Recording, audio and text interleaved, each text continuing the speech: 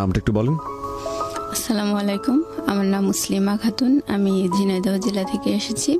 বয়স কত আপনার এই মুহূর্তে? আমার বয়স এখন 28 বছর। 28 বছর। এবং আপনি ঢাকা শহরে এখন থাকছেন? না, আমি ঢাকা শহরে থাকি না, আমি ঝিনাইদহতেই থাকি। আমি চাকরি করি উপসহকারী কৃষি অফিসার, খামারবাড়িতে আমার হেড অফিস। আমার পোস্টিং ঝিনাইদহতেই। মানে আপনার ওখানেই বাড়ি এবং ওখানেই আপনি কাজকর্ম করেন? জি, মাস্টার্স পড়ি আমি ইডেন মহিলা কলেজে। ইডেনে মাস্টার্স করছেন? জি, আমি মাঝে মাঝে আসি আর কি, চাকরির খাতিরে একটু কম আসা হচ্ছে। ওকে, ফাইন। আমরা একেবারে ছোটবেলা থেকে শুরু করতে চাই, যেখান থেকে আপনার মনে পড়ে। ছোটবেলা থেকেই, জন্ম থেকেই বলতে চাই, সেটা হচ্ছে আমরা 4 ভাই বোন। তো একদম প্রথমে একটা বোন হয় আমাদের, তো ও মারা যায়। যেদিন হয় সেই দিনই পরের দিন সকালে মারা যায়। তো ওই বোনটা মারা যাওয়ার প্রায় 2-2.5 বছর পর আমার বড় বোনের জন্ম। তো বড় বোন অনেক ফর্সা, সুন্দর, ও খুব আদরের। আর ওর 2.5 বছর পরে আমার জন্ম, এটা হচ্ছে 89 সাল, 25/12/89। তো আমার জন্মের কথা শুনে আমার বাবা চাইতো যে আমার জায়গাটাই, মানে আমি যেন ছেলে হই, এটা আমার বাবা চাইতেন। তো যখন আমার নানু বাড়ি হচ্ছে চুয়াডাঙ্গাতে, আমি যখন জন্মালাম আমার বাবাকে সংবাদ দেওয়া হলো ঝিনাইদহতে। তো আমার বাবা শুনলো যে মেয়ে হয়েছে। আমার বাবা যায়নি আমাকে দেখতে। তো আমার মা ওই সময় অনেক বেশি অসুস্থ ছিল, আর ডাক্তার আমার নানুকে বলল যে আপনার মেয়ে অনেক বেশি অসুস্থ বাচ্চা হওয়ার পরে, তো উনি যদি এখন বাবুকে বুকের দুধ খাওয়ায় তাহলে উনি আরও বেশি অসুস্থ হয়ে যাবে। তো আমি আসলে বুকের দুধ পাইনি কখনো। আমি আমার 4 ভাই বোনের মধ্যে আসলে খুব বেশি দুর্বল। তো ওইভাবে আমি 3-4 মাস নানু বাড়িতে থাকার পরে যখন বাসায় আসলাম, আমাকে আমার মা নিয়ে আসলো। আমি কখনোই বুকের দুধ পাইনি, আমাকে গরুর দুধ খাওয়ানো হতো। তো বাসায় আসার পরে আমার বাবা, আমি হয়েছি কালো, মানে খুব চিকন, খুব রোগা রোগা। আমার বাবার পছন্দ হয়নি। তারপরেও সে চাইতো যেন একটা ছেলে হয়। সেই হিসেবে আসলে তার মনটা খুব বিষণ্ণ ছিল। আর বারবার বলতো আমার আবারও মেয়ে হলো, আমার ঘর অন্ধকার হয়ে যাবে, আমি একটা ছেলে চাইতাম, এসব বলতো। যাই হোক, এইভাবেই আসলে শৈশব। আর যখন একটু বড় হয়েছি, নানু বাড়িতে আমার বড় বোনকে খুব বেশি ভালোবাসতো। তো আমার নানু মাঝে মাঝে, মানে আমাদের বাড়িতে, মানে ওই আশেপাশের মামা যারা আছে তাদেরকে মাঝে মধ্যে পাঠাতো, আমার মামাকেও পাঠাতো, যে বলতো ওকে নিয়ে আয়, ওর নাম মেহজাবিন, বড় বোন, ওকে নিয়ে আয়, ও একটু বেরিয়ে যাক, ওকে অনেকদিন দেখিনি। এভাবে মামা আসতো, এসেই শুধু বলতো যে বুবু হচ্ছে মেহজাবিনকে নিতে এসেছি। তো ওকে নিয়ে যেত, আর আমি দাঁড়িয়ে দাঁড়িয়ে দেখতাম। ও আমার সামনে, ও ছোট, আমার 2.5 বছরের বড় আর কি। তো ও কাপড় চোপড় গুছাই নিয়ে আমার সামনে দিয়ে হাসতে হাসতে চলে যেত, আমি দেখতাম। আবার মাঝে মাঝে আমিও খুব শখ করে মানে যেতে চাইতাম ওর সাথে নানু বাড়িতে। তো গেলে মানে আমার নানা, খালা, মামা কেউ তেমন খুশি হতো না আমাকে, ওকে দেখে খুব খুশি হতো, কোলে নিত, আদর করতো, এরকম। আমাকে ওরকম করতো না। তারপর মানে আমরা গ্রামের দিকে থাকতাম, তো আমাদের বাসায় টেলিভিশন ছিল না। কিন্তু নানু বাড়িতে রঙিন টেলিভিশন ছিল, ডিশ লাইন ছিল। তো ওরা আমার খালামণি হচ্ছে আমার মামাতো বোনদেরকে নিয়ে, ওকে নিয়ে মানে টেলিভিশন দেখতো, কার্টুন দেখতো, হিন্দি ছবিতে নাচ গান এসব দেখতো। তো আমার মামাতো বোন টোন, ভাই, আমার বোন সবাই একসাথে নিয়ে, কিন্তু আমাকে ডাকতো না আমার ছোট খালা। ঘরের দরজা বন্ধ করে দেখতো, আর যখন একটু জানালা খোলা থাকতো ওই জানালা দিয়ে আমি বাইরে দাঁড়িয়ে দেখতাম, মানে আমাকে ঢুকতেই দিত। আমার চেহারা দেখলে সবাই রেগে যেত, এরকম একটা অবস্থা। মানে আমার নানু বাড়িতে সবাই মানে সুন্দর চেহারার ভক্ত, এটাই আর কি। তো আমি ওরকম যখন দেখতাম, আমার খালা যখন দেখতে পেত যে আমি এভাবে টেলিভিশন দেখছি, ও রেগে যেত, বলতো এই যা যা, এখন টিভিতে কিছু হচ্ছে না, দেখার মতো কিছু হচ্ছে না, যা। তারপরেও দেখতাম। পরে আমার খালা দেখা যাচ্ছে যে এই রিমোট দিয়ে এই চ্যানেল সেই চ্যানেল টিপি করতে করতে টেলিভিশনটা বন্ধ করে দিত, দিয়ে বেরিয়ে আসতো। তখন মামাতো বোন, আমার বোন সবাই বেরিয়ে আসতো, বাধ্য হয়ে, ওদের হাতে তো রিমোট থাকতো না। বেরিয়ে আসতো, বেরিয়ে আসার পরে খালা ঘরে চলে যেত, আর আমার ওই বোনেরা, ভাইরা সবাই মানে আমার সাথে খুব খারাপ ব্যবহার করতো, বলতে তুই গেলি কিসের জন্য, তোর কি না দেখলে হয় না, টিভিটা বন্ধ করে দিল, এরকম করে সবাই মানে খারাপ বিহেভ করতো। পরে আমার অনেক খারাপ লাগতো, আমি একা একা বসে থাকতাম। তারপর দেখা গেল যে 10 দিন 12 দিন পরে আমার বাবা আমাদেরকে নিয়ে আসতে যেত। তখন আমার নানি বলতো যে থাক মেহজাবিনকে যেতে হবে না, এরকম ওকেই আটকাতো, মানে সুন্দর যে সে তাকে আটকাতো। হ্যাঁ, আমার বড় বোনকে ওকে যেতে হবে না এরকম বলতো। তো আমাকে কেউ ওরকম বলতো না, আমি আমার বাবার সাথে চলে আসতাম বাড়িতে। তা মানে আমার শৈশবকালটা ঠিক এইভাবেই কেটেছে। মানে আমি চেহারার কারণে আমার মাও আমার সাথে ভালো ব্যবহার করেনি। আমার মাকে দেখে আমার দুই বোন, ওরা, আমি কালো, আমার দুটো বোন সুন্দর, ওরা আমার মাকে দেখে আমারে ওরকম করে কথা বলতো, কালকুটি কালকুটি বলতো। এগুলো বলতে আসলে খারাপ লাগে। যাই হোক, আমার মার কাছে আমার মা ওইভাবে বলতে দেখে আমি কখনো আমার মাকে নালিশ করিনি যে আমাকে এভাবে কেন বলছে। আর বাবার কাছে নালিশ করতাম, আমার বাবা বলতো যে ওদেরকে বকা দিত, ভাই এভাবে বলিস কেন, যে মানুষ কি কালো হয় না, আর তোমাদেরই তো মনে এভাবে বলো কিসের জন্য। কিন্তু আমার মা কখনো বলতো না। যাই হোক, এভাবে আসলে শৈশবকালটা কেটেছে। তো আমি যখন ক্লাস 8-এ পড়ি তখন আমার বোন পড়ে ক্লাস 10-এ, বড় বোনটা। ওই সময় ওর একটা বখাটে ছেলের সাথে অ্যাফেয়ার হয়। সে বাবার একটাই মাত্র ছেলে ছিল, অনেক প্রপার্টি ছিল, বাট সে মানে পড়াশোনা করতো না, এরকম একটা ছেলে। তো বাসা থেকে খুব ওকে নিষেধ করতে, টানা প্রায় 1-1.5 বছর ওরকম অ্যাফেয়ার, নানান ফোনে কথা টথা বলা, নানান ঝামেলা, বাসা থেকে খুবই নিষেধ করতো ওকে, কিন্তু ও শুনতো না। তাই হোক, অবশেষে ও মানে এসএসসি পরীক্ষা দিল হচ্ছে 2002 সালে। তখন ও 2টা সাবজেক্টে ফেল করলো, আমার বড় বোনটা। জি, আপনার বড় বোন যখন এসএসসি দিচ্ছে তখন আপনার বয়স কত? আপনি কোন ক্লাসে পড়ছেন? তখন আমি পড়ি ক্লাস 8-এ। ক্লাস 8-এ, ওকে। মানে ও যখন এসএসসি দেয় তখন হচ্ছে আমি ক্লাস 8-এ, 9-এ কেবল উঠেছি আর কি। ওটা হচ্ছে 2002 সাল। আচ্ছা। তো ও ফেল করার পরে মানে ওইভাবে ওর বয়ফ্রেন্ডকে নিয়ে নানান অশান্তি হচ্ছিল, বাসা থেকে নিষেধ করতো। পরে আমার মা বয়ফ্রেন্ডকে নিয়ে মানে বড় অপার বয়ফ্রেন্ড আর কি, বড় বোনের অ্যাফেয়ার ছিল একটা বখাটে ছেলের সাথে। সেটা ওকে নিয়ে অশান্তি হচ্ছিল। ও আচ্ছা, মানে বাড়ি থেকে অশান্তি হচ্ছিল। বাড়ি থেকে খুব নিষেধ করতো, ফেল করার পরে আরো বেশি অশান্তি হচ্ছিল। হ্যাঁ হ্যাঁ। তো ও বাসা থেকে যে ওড়নাটা পরে গেছে, বোরকার উপরে নেকাপ টেকাপ পরে ওড়না পরে গেছে একটা। তো আমার বাবা বাইরে দাঁড়িয়েছে, দেখছে যে মেয়ে ঢুকছে এরকম। তো ও ক্লাসে ঢুকে পরীক্ষা কতটুকু দিয়েছে ও জানি না। যাই হোক, ও মানে আধা ঘন্টা কি 1 ঘন্টা পরে ওয়াশরুমে যে ওপরের ওড়নাটা চেঞ্জ করে ওই সামনের দরজা মানে বারান্দা দিয়ে চলে এসছে বাবা মাকে দেখতে। ও দেখছে যে বাবা মা ওকে দেখতে পাচ্ছে, কিন্তু বাবা মা ওড়না চেঞ্জ করছে দেখে বাবা মা তোকে চিনতে পারেনি। তারপরে একাডেমিক বিল্ডিং এর পিছনের গেট দিয়ে ওর বয়ফ্রেন্ডের সাথে চলে গেছে, মানে বাড়ি থেকে পালিয়ে গেল। পালিয়ে যাওয়ার পরে ওকে নিয়ে খুব টেনশন, মানে আমাদের এলাকায় ওই প্রথম মানে পালিয়ে গেল আর কি। আর মানে পরীক্ষা সেন্টার থেকে পালিয়ে যাওয়াটা মানে সব মিলিয়ে খুব বিচ্ছিরি একটা কেলেঙ্কারি অবস্থা। আর বাবা মা মানে একেবারে হতাশ। তো ও তো বিশাল একটা হার্ট করলো। তো আমার বাবা আসলে কেমন পাগলের মতো, ওর তো প্রায় 6 মাস মতো কোনো খোঁজই পাওয়া যায়নি। ও পালিয়ে যাওয়ার 4-5 দিন পরে বাসায় আমার টেলিফোনে ফোন করছে। ফোন করে বলছে যে আব্বা রিসিভ করার পরে ও আব্বা বলছে যে মা তুমি আমাকে দেখতে আসবে না, কাঁদছে আর বলছে। তখন ও বলছে যে না, তোমাদেরও আমার দরকার নেই, আমারও তোমার দরকার নেই। এভাবে বলার পরে বাবা ওর লাইন কেটে দিয়ে মানে আমার ও খোঁজই নাই। এবার 5-6 মাস পরে আমার বাবা বাধ্য হয়ে কেস করলো যে আমার মেয়েকে এরকম নিয়ে গেছে, নাবালক মেয়ে, আমি পাচ্ছি না।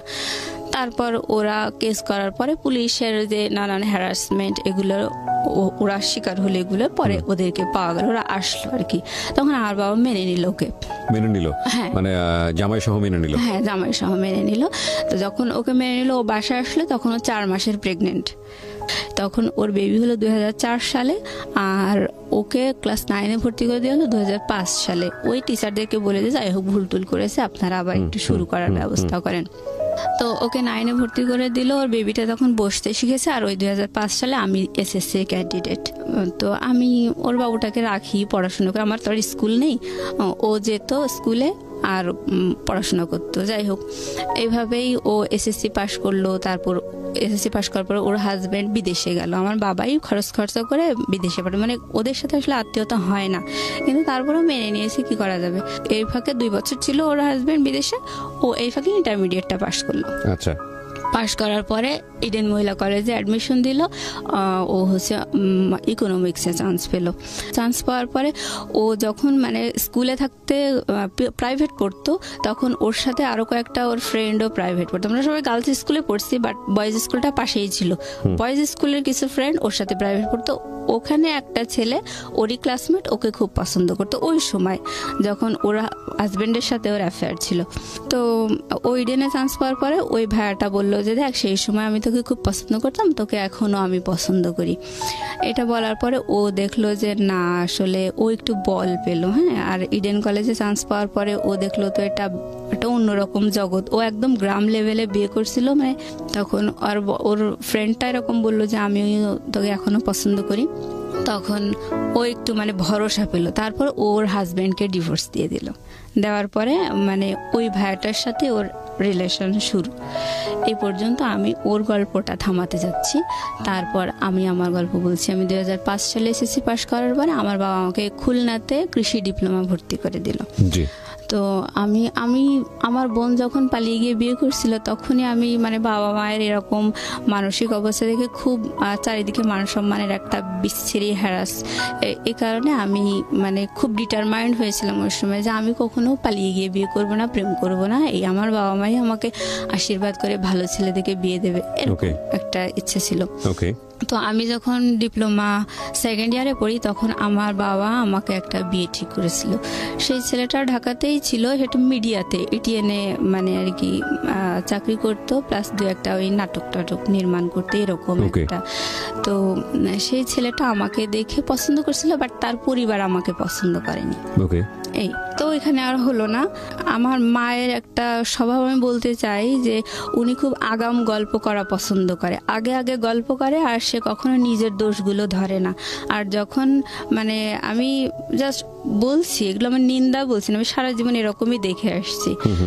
তো কখনো নিজের দোষ ধরে না। ইভেন যদি তার নিজের দোষ ধরা হয়, তখন সে এতটাই আগুন হয়ে যায় যে মানে উল্টা সে আরো বদনাম দেয়, মানে মিথ্যা একটা বদনাম দিয়ে থামানোর চেষ্টা করবে, এইভাবে এরকম। আর আমার বাবা হচ্ছে কি, উনি খুব কেয়ারলেস সংসারের প্রতি। সে বাইরে মানে অন্যদের কাছে সে উদার হওয়া পছন্দ করে, সম্মানিত হওয়া পছন্দ করে, বাট সে পরিবারের প্রতি খুব কেয়ারলেস, এরকম। তো আমার বাবা যখন আমার ওই বিয়েটা ঠিক করলো, তখন আমাকে থার্ড ইয়ারে আমি পড়ি, প্রায় থার্ড ইয়ারে উঠেছি ওই সময়। তো আমার বাবা আমাকে টাকা দিয়ে আসতে গেছে, হোস্টেল খরচ দিয়ে আসার সময় আমার বাবা বলছে যে তোমার থার্ড ইয়ার মানে 6th সেমিস্টারে উঠবো আমি ওই সময়। তো আমার বাবা বলছে তোমার 6th সেমিস্টারে ওঠার আগ দিয়ে যদি বিয়ে হয়ে যেত তাহলে খুব ভালো হতো। আমি বলছি কেন? তো বলছে যে তাহলে টাকাটা ওই তারেক দিত, মানে আমার যে ছেলের সাথে বিয়ে ঠিক হয়েছে ওই ছেলেটার নাম হচ্ছে তারেক। এখন বলছে তাহলে ও তোমার ভর্তি খরচটাও তারেক দিত। মানে আমার বাবা সবসময় চাই যে অন্যরা কষ্ট করুক, যাই করুক, কোনোভাবে কাজটা কমপ্লিট হয়ে যাক, আমি ঝামেলামুক্ত হয়ে যাই, এরকম একটা মেন্টালিটি। মানে বদনাম না, আমরা সব ভাই বোনই এরকমই দেখে আসছি। তো যাই হোক, বাবা বড় বোনকে বেশি ভালোবাসতো, ওর প্রতি একটু যাই হোক। আচ্ছা, আমি এখন বলছি যে আমি আমার বাবাকে বললাম যে তুমি তাহলে ওই কথা কেন বলছো, সেমিস্টার ফি অনলি 2500 টাকা, আর তুমি বিয়ের অ্যারেঞ্জ তো অনেক বেশি হয়, তো তুমি এই কথা কেন বলছো? 2500 টাকা তুমি দিতে পারবে না, এটা কি? আমার বাবা কোনো কথা বললো না, আমাকে টাকা দিয়ে বাসায় চলে গেল। তো আমার যখন বিয়েটা ঠিক হয়েছে, অলরেডি আমার সাথে তার দেখা হয়নি, কিন্তু আমার বোন, আমার ভাই তাকে দেখে এসছে। মানে ছেলেটা আমার জীবনে একটা ইয়াং ছেলে চেহারা, এত মানে একটা হাড্ডি সার, হ্যাঁ, আর চুলগুলা বড় বড় এরকম, মানে আমি একেবারে চুজেবল না। তো বয়সও অনেক। যাই হোক, তারপর আমি সবসময় বলতাম যে না, আমি কখনো, বাবা মা আমাকে আশীর্বাদ করে দেবে, সেই হিসেবে আমারও মানে ওদের বর্ণনা শুনে আমারও পছন্দ হয়নি। তারপর আমি মেনে নিয়েছিলাম। তো যাই হোক, আমার মা মানে আমার সাথে দেখা সাক্ষাৎ, আমার ওই পাত্রটার সাথে দেখা সাক্ষাৎ হওয়ার আগেই আমার মা আমাদের পাড়া প্রতিবেশী, আত্মীয় স্বজন সবার কাছে বলে বেরিয়েছে মেয়েকে মিডিয়ার একটা ডিরেক্টরের সাথে বিয়ে দিচ্ছি। এইভাবে বিশাল গল্প করে, মানে আমি কলেজেই আসি, আমি কিছুই জানি না। তারপর কিছুদিন পর আমার বাবা বলতেছে তোমাকে তো ওই পাত্রপক্ষের থেকে দেখতে আসবে, তুমি বিয়ে তো হয়েই যাবে, তুমি তোমার লাগেজপত্র সব গুছাই নিয়ে প্রিন্সিপাল স্যারকে বলবা যে তোমার বিয়ে হয়ে যাবে, তুমি আমার বিয়ে হয়ে যাবে, আমি ঢাকায় ট্রান্সফার হয়ে যাবো, আমার জন্য টিসি রেডি করবেন, এটা তোমার প্রিন্সিপালকে বলে তুমি জিনিসপত্র গুছাই নিয়ে চলে আসবা। তো এর মাঝে আমার ওই ছেলেটা আমাকে দেখতে এসেছে, দেখতে আসার পরে আমাকে দেখে বেশ পছন্দ হয়েছে তার। তো আমার বান্ধবীদেরকে আমারও পছন্দ, মানে সে আমাকে পছন্দ করছে, বাট তাকে দেখে আমার মোটেও পছন্দ হয়নি, আমার বান্ধবীদেরও পছন্দ হয়নি। এই তোরে কি ঠিক করছে, বাদ দে, এরকম বললো। তারপর আমি বলছি না রে, বাবা মা ঠিক করেছে, তা থাক, সব তো আর চেহারার মধ্যে নেই, ভালো মন মানসিকতা থাকতেই পারে। আমি আর কিছু বললাম না। তারপর প্রিন্সিপাল স্যারকে ওইভাবে বলে আমি বাসায় চলে আসছি। তো বাসায় যখন আসার পরে আশেপাশে লোকজন বলছে আর কয়দিনই বা 2 দিন বাদে তো শ্বশুর বাড়িতে চলে যাবে, এরকম করে বলতেছে। এবং আমি খুব হতবাক, না আমার সাথে এখন তো কিছুই হয়নি, তাই এত লোকে জানে বিষয়টা, খুব অবাক লেগেছে।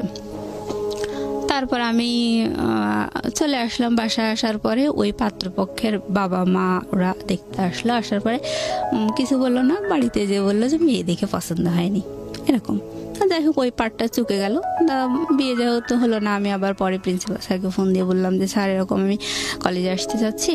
তো তখন প্রিন্সিপাল স্যার আসলে ওই মুহূর্তে একটু অন্য টেনশনে ছিল, হয়তো একটু মনটা খারাপ ছিল। তখন আমার বলছি দেখো বাবু, তুমি আমাকে বলেছিলে টিসি রেডি করতে, আমি তো ওইটা নিয়েই আসি, তোমার জন্য আমি টিসি রেডি করছি, যাই হোক তুমি আমার ফোন দিও না। মানে ওই সময় উনি অন্য কারণে টেনশনে ছিল, আমার সাথে ভালো বিহেভ করেনি। এবার আমি আমার বাবাকে বলছি, মাকে বলছি যে স্যার তো এই কথা বললো, এখন কি করা যায়?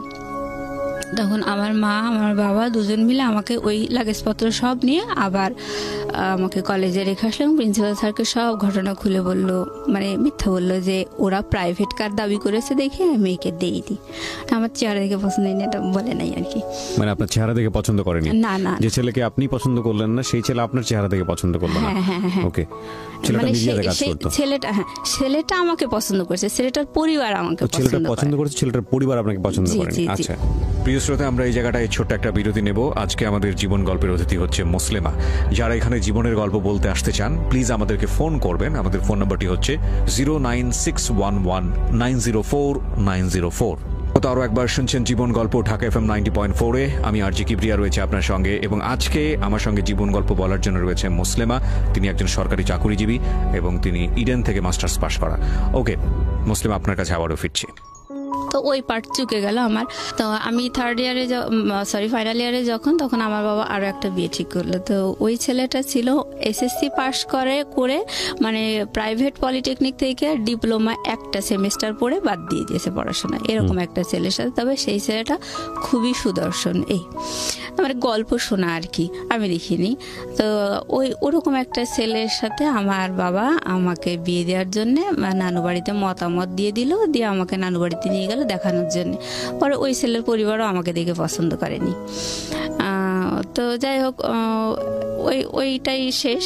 তারপর আমি ডিপ্লোমা শেষ করে আমি বাসায় চলে এসেছি, চাকরির জন্য পড়াশোনা করতেছি এরকম। এই যে আপনাকে দেখে দেখে পছন্দ করতো না, আপনার ভিতরে ফিলিংটা কি হতো? মানে খারাপ লাগতো না? মানে কনফিডেন্স কমে যেত না? খারাপ লাগতো বলতে কি, মানে আমি সব সময় চাইতাম আমার বাবা আমাকে অবশ্যই একটা ভালো শিক্ষিত একটা চাকরিজীবী ছেলে দেখে বিয়ে দেবে। মানে আমার বড় বোন যেমন একটা বখাটে ছেলের সাথে বিয়ে করেছে, ওরকম মানে বাবা মায়ের রুচিতে সাধারণত এরকমই হয়, ভালো ছেলে দেখেই তো বাবা মা বিয়ে দেয়। তো আমি যখন ডিপ্লোমা পড়তাম তখন কিন্তু আমি আমার ক্লাসমেট প্লাস আমার মানে আমার সিনিয়র যারা বড় ভাইটাই ছিল, মানে ওরকম সব মিলে আমি যদি প্রেম করতাম, আমার চেহারা দেখে আমি 30টারও বেশি প্রেম করতে পারতাম। মানে এরকম এতগুলো আমি প্রপোজাল পেয়েছি। বাট আমার সবসময় মানে ভালো লাগা ছিল সেটা হচ্ছে যে আমি কখনো আমার সম কোয়ালিটির ছেলে বিয়ে করবো না, এটা একটা কথা। আর একটা হচ্ছে আমার বাবা মা দেবে এবং আমাকে ভালো শিক্ষিত এবং চাকরিজীবী ছেলে দেখে বিয়ে দেবে, যাতে সমাজে আর 10 জন বলে যে না জামাইটা ভালো হয়েছে, ওই আগের মতো ওরকম 3rd গ্রেডেড হয়নি, এরকম একটা আমার শখ ছিল। তো যাই হোক আমার বাবা মা কিন্তু খুব লো কোয়ালিটির ছেলে দেখেই কিন্তু 2বার আমার বিয়ে ঠিক করেছে। একটা এসএসসি পাস আর একটা হচ্ছে ওই যে প্রডিউসার ছিল, উনি কিন্তু ওনার অনেক এজ ছিল, ওনার যে কোয়ালিফিকেশন কি, কখন কত সালে এসএসসি এগুলো সে কিছুই বলতো না, মানে বয়সটা ধরা পড়ে যাবে দেখে। তো যাই হোক ওনারটা জানা যায়নি, এই পার্টগুলো চুকে গেল। তো আমি ডিপ্লোমা শেষ করে বাসায় এসে, মানে ওই সময় যখন পড়তাম আর কি ডিপ্লোমা, তখন ফাইনাল ইয়ারের দিকে এসে আমার বেশ কয়েকটা বান্ধবীর বিয়ে হয়। তো ওরা অ্যারেঞ্জ ম্যারেজ, সব বাবা মাই দিয়েছে ওদের। তো ওদের হাজবেন্ডরা মানে শিক্ষিত ছিল, সবাই অনার্স মাস্টার্স পাস, ইভেন তারা ভালো প্রাইভেট ফার্মে জব করতো এরকম। তা আমার দেখে ভালোই লাগতো। তা আমি তখন ভাবতাম যে আমার বাবা মায়ের উপর আমি এতটা ডিপেন্ড করি, আর আমার জন্য কোন কোয়ালিটির ছেলে ঠিক করেছে। যদিও তারা আমাকে দেখে পছন্দ করেনি, তা আমাকে দেখে পছন্দ করেনি দেখেই মানে আমি রেহাই পেয়েছি। হ্যাঁ, মানে আমার বাবা মা কখনো আমাকে জিজ্ঞাসা করেনি যে তোমার কেমন ছেলে পছন্দ, বা এই দুটো ঠিক করেছি, এগুলো তোমার ভালো লেগেছে না, এগুলো আমাকে কখনো জিজ্ঞেস করেনি। তো আমার এরকম একটা খুব মনক্ষুণ্ণ ছিলাম আমি, যে কেমন একটা ছেলে দেখলাম, আমার বান্ধবীদেরও তো বিয়ে হলো। তো এরকম নিয়ে আমার খুব মনটা খারাপ ছিল। ওইভাবে আমি বাসায় পড়াশোনা করি, আর আমার স্বভাবটা হচ্ছে আমি কখনো বেশি কথা বলি না, চুপচাপ থাকতে আমার ভালো লাগে। আর আমার ছোট বোনটা কিন্তু অনেক চালাক, ওকে একটা অন্যায় কথা বললে ও দেন মানে ওটা একদম মানে রিয়েল অ্যান্সার যা হওয়া উচিত সেটা দিয়ে দেয়। আর আমার বড় বোন কিন্তু একটু বেশিই চালাক, ওকে যদি একটা অন্যায় কথা বলা হয়, ও ওই অন্যায় কথাটা যে ওটা যে আসলে অন্যায় কথা এটা পেটের থেকে বের করার জন্য ও আর একটা পাল্টা অন্যায় কথা বলে দেবে, দেওয়ার পরে ও সত্যিটা যাচাই হয়ে যাবে ওই রকম। আর আমি হচ্ছে অন্যায় কথা শুনে চুপ করে বোকার মতো হা করে থাকি, মানে কোনো প্রতিবাদ করতে পারি না, মানে কি যে অ্যান্সার হবে সেটাই আমার মাথায় ঢোকে না। পরে দেখা যায় যে ওটা নিয়ে আমি 3 দিন 4 দিন ধরে চিন্তা ভাবনা করছি, কেন এটা বললো, এটার অ্যান্সার কি হতে পারে। পরে দেখা যায় যে আর উত্তর দেওয়ার সময় থাকে না, এরকম স্বভাবের হচ্ছে আমি। যাই হোক, আমি বাসায় মাঝে মাঝে বান্ধবীদের কথা মনে পড়ে, তো আমার বাবা মায়ের এরকম পাত্র ঠিক করা দেখে খুব খারাপ লাগে। তো আমি বাসায় এসে চাকরি বাকরির জন্য পড়াশোনা করছি। আমার বোন কিন্তু ইডেনে চান্স পেয়েছে 2010 সালে, আমিও ডিপ্লোমা শেষ করে আমার রেজাল্ট বেরিয়েছে 2010 সালে। এটা আমার রেজাল্টের মানে 1 সপ্তাহ তফাৎ আর কি। তো ও ইডেনে চান্স পেয়েছে, ও খুব আনন্দে আছে, আমিও চাকরি মানে আমার ডিপ্লোমাতে আমি ফার্স্ট ক্লাস পেয়েছি, আমিও খুব আনন্দে আছি। কারণ বাবা মায়ের সিদ্ধান্ত হচ্ছে যে আমার মেয়েকে যেহেতু দেখে 2 পাত্র পছন্দ করেনি, আমি চাকরি বাকরির ব্যবস্থা করব, চাকরি দেব, তারপরে মেয়েকে বিয়ে দেবো। তখন মানে এটা আমার বাবা মায়ের সিদ্ধান্ত। আপনাকে চাকরি দিবেন নাকি জামাইকে? না, আমাকে। জামাই তো নাই তখন, তো কোনো জামাই মানে এরকম হয় না ছেলে বেকার তাকে বিয়ে দিয়ে দিল এবং চাকরি দিয়ে দিল? না, ওরকম না, আমাকে এস্টাবলিশড করবে এরকম, মানে আমাকে দেখে তো পছন্দ করে না, এই জন্য আমাকে এস্টাবলিশ করতে চাইতো। তো আমি সে আশা নিয়ে পড়াশোনা করছি। তো ওই সময় আমাদের বাসার পাশে একটা ভাইয়া ভাড়া থাকতো, উনি এনজিওতে চাকরি করতো, আর হচ্ছে একটা ন্যাশনাল ইউনিভার্সিটিতে পড়তো, অনার্স কমপ্লিট করে মাস্টার্স সে পড়তো প্লাস চাকরি করতো। আর আশেপাশে মানে সে টিউশনিও করতো, সে আমাদের এলাকার ছেলে না, বাইরের। তো যাই হোক, ওই ভাইয়াটার সাথে আমাদের খুব ভালো, আমাদের পারিবারিক মানে প্রাইভেট পড়াতে তো খুব ট্যালেন্ট ছেলে ছিল। আবার আমার মাই বলেছিল যে আমার মেয়ে এরকম চাকরির পরীক্ষা দেবে, ওর জন্য একটু পড়াশোনার ব্যবস্থা, উনিও আবার বিভিন্ন চাকরির পরীক্ষা দিত।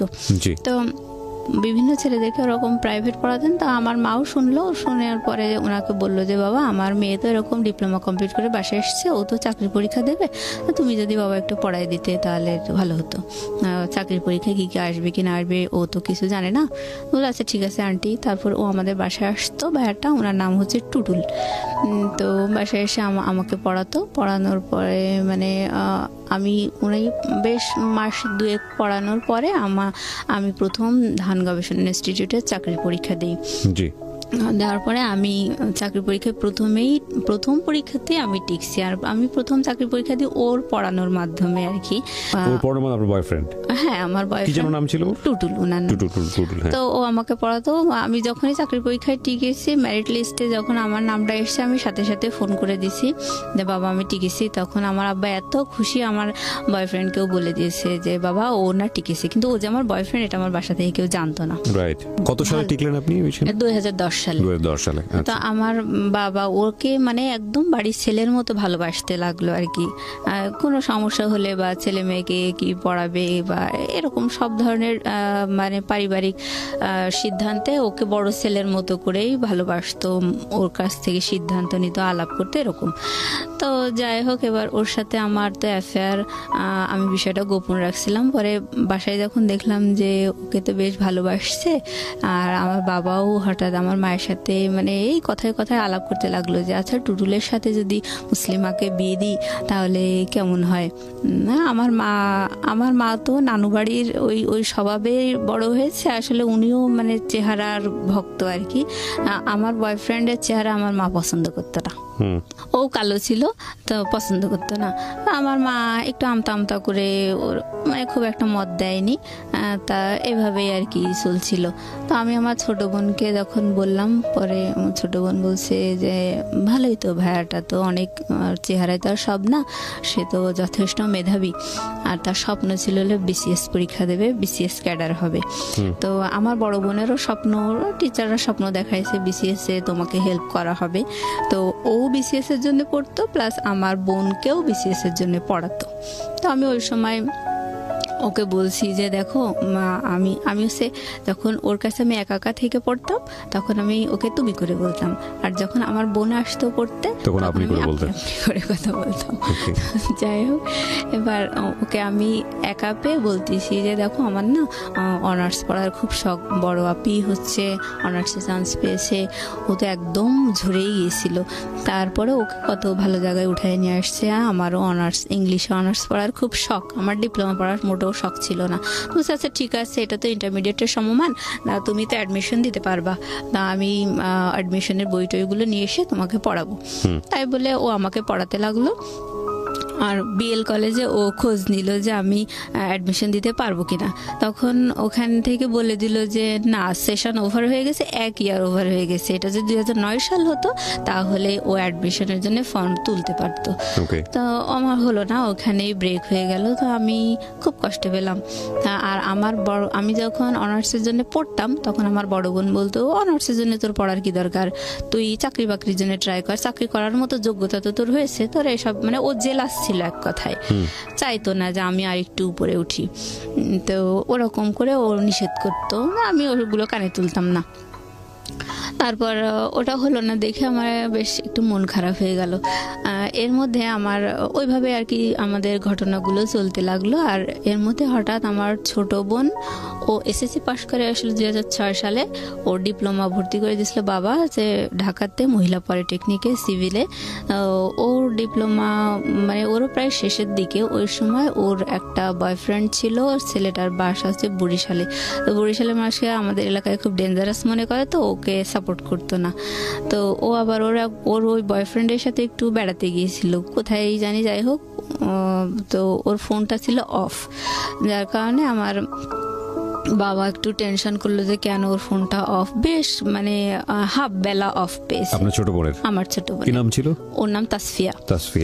আর ওর বয়ফ্রেন্ডের নাম আমার মনে নেই। যাই হোক, তো ও তাসফিয়ার ফোন অফ দেখার কারণে আমার বাবা, ওর একটা ক্লাসমেট ছেলে, সে ওকে ফোন দিয়ে বললো বাবা তাসফিয়ার ফোনটা তো আমি অফ দেখছি, তো তুমি একটু দেখো তো, সেও ঢাকায় পড়তো, তুমি একটু দেখো তো ও কোথায় আছে, অফ দেখছি, আমার টেনশন লাগছে, আমার ছোট মেয়ে বাইরে পড়ে। যাই হোক, এবার ও জানতো যে ওর ওই বয়ফ্রেন্ডটা বরিশালের ছেলে, এগুলো ও জানতো। আর ও খুব জেলাস ছিল, হ্যাঁ, মানে ওর ওই ফ্রেন্ডটা ওকে পছন্দ করতো, কিন্তু ওর ওই বরিশালের ছেলের সাথে অ্যাফেয়ার দেখে ওর একটু রাগ টাগ ছিল এরকম। তো ও দেখলো এটা একটা প্রতিশোধ নেওয়ার বেশ ভালো সময়। তো ও মানে আমার বোনকে কোনো খোঁজ খবর না নিয়ে ও ফোন ট্রাই করেছে, ফোনটা অফ দেখেছে ওর ওই ফ্রেন্ডটা।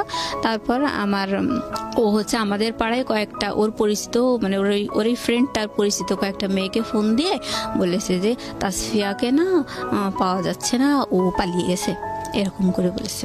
বলার পরে তখন পাড়া প্রতিবেশীরা মানে একটু মনক্ষুণ্ণ, মানে তারাও একটু ঠাট্টা করার সুযোগ পেল, বলতেছে ও উনার 2 সুন্দরী মেয়ে তাহলে একই কাজ করলো, এরকম বলতেছে। বলার পরে এটা তো মানে খুব প্রেস্টিজের একটা বিষয় হয়ে গেল। তখন আমার মা খুব টেনশন করছিল। পরে আমার ভাই ওকে ফোনে ট্রাই করার পরে ওকে প্রায় সন্ধ্যার দিকে ওর ফোনটা মানে ওপেন পেয়েছে আমার ভাই। পাওয়ার পরে ওকে বলল যে জানিস তোর টেনশনে আম্মা হচ্ছে স্ট্রোক করেছে, এখন অবস্থা অনেক খারাপ, হার্টের খুব সমস্যা, মানে হার্ট হয়তো বাইপাস করা লাগতে পারে, তুই যেখানে আসিস তুই তাড়াতাড়ি চলে আয়। ওকে। এবার ও তো টেনশন, ও খুব মা ভক্ত ছিল তো ও টেনশনে মানে একেবারে জামা কাপড় 2-4টা গুছায় নিয়ে বাসায় চলে এসেছে। আসার পরে ওর ফোন কেড়ে নিয়েছে বাবা, আমার মা বাবা দুজন মিলে ওর মানে সেলফোনটা কেড়ে নিয়েছে। দেওয়ার পরে ওকে বলেছে যে কিছুই হয়নি, তুমি এরকম এরকম করেছো, তোমাকে বিয়ে দিয়ে দেওয়া হবে। বড় মেয়ে একবার এরকম করলো, তুমি এরকম হ্যারাস করতেছো, আমাদেরকে প্রেস্টিজ নেই, আমাদেরকে সমাজে বাস করতে হবে না, তোমাকে বিয়ে দিয়ে দেবো। তারপর ও তো মানে হতভম্ব হয়ে গেল, কি শুনলাম আর কি শুনছি এখন বাসায় এসে। তো যাই হোক ওর ওরকম মানে যখন ওর ফোনটা কেড়ে নিল, যাই হোক ওর জন্য ছেলে টেলে দেখা হচ্ছে। তো আমাদের দুঃসম্পর্কের এক আত্মীয়র মধ্যে এক ঘটক ধরা হলো, উনি আমাদের ফুপ্পা হয়। তো ওই ফুপ্পা একটা মানে ওই ফুপ্পা আর উনার ভাইরা ভাই, মানে 2 ফুপ্পা আর কি। তো ছোট ফুপ্পাটা একটা ভালো পাত্র নিয়ে আসলো, সেই ছেলে হচ্ছে ঢাকা ইউনিভার্সিটি থেকে অনার্স মাস্টার্স করা, মনে হয় ম্যানেজমেন্ট নাকি সাবজেক্টটা মনে নেই। উনি অগ্রণী ব্যাংকের সিনিয়র অফিসার ছিলেন ভাইয়াটা, প্লাস বিসিএস এর ভাইবা দেবে এরকম একটা পর্যায়ে ছিল। আর ওনার বাবা মা কেউ নেই। উনি বলতো যে আমি আমার ওয়াইফকে দিয়ে চাকরি করাবো না, আমি সংসার করাবো, তবে আমি একটা ভালো মেয়ে চাই, এরকম একটা সুন্দর মেয়ে চাই। তো যাই হোক ওদের ঘর বাড়ি ভালো ছিল না, ওনার ভাই ওনাকে পড়াতো, পাত্রের ভাই আর কি। তো ওনার বড় ভাই এসে আমার বোনকে দেখে গেল, খুব পছন্দ হলো।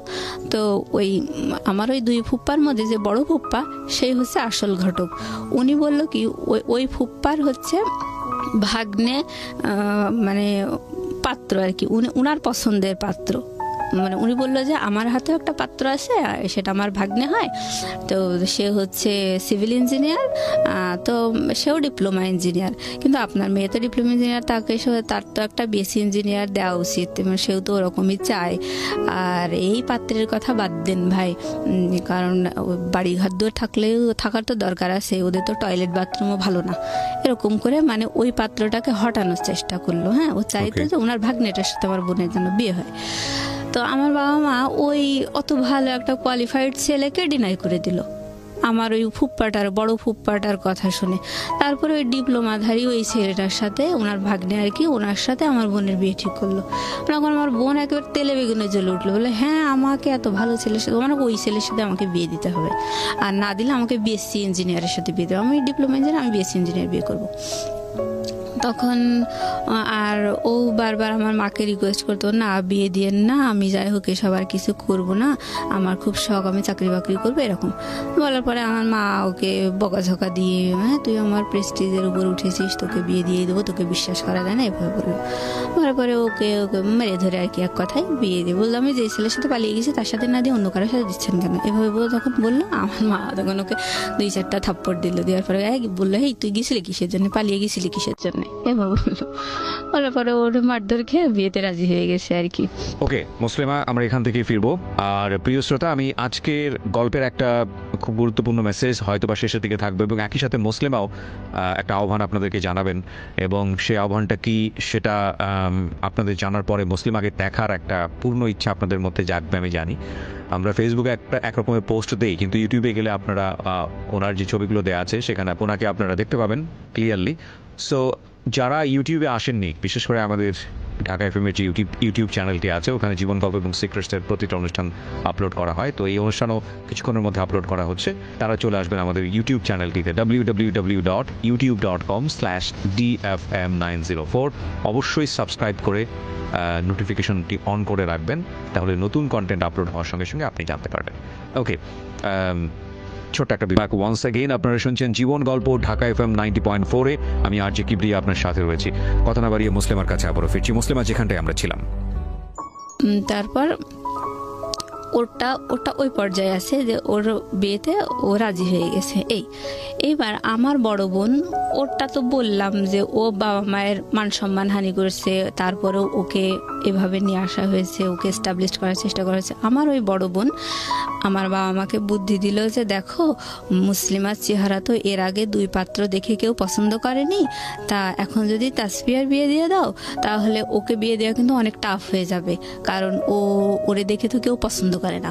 তখন সবাই ভাববে যে এর কোনো সমস্যা আছে, ছোট বোন সুন্দরী, ছোট বোনটা বিয়ে হয়ে গেছে, এর মধ্যে কোনো ঝামেলা আছে, তখন বিয়ে দিতে পারবা না।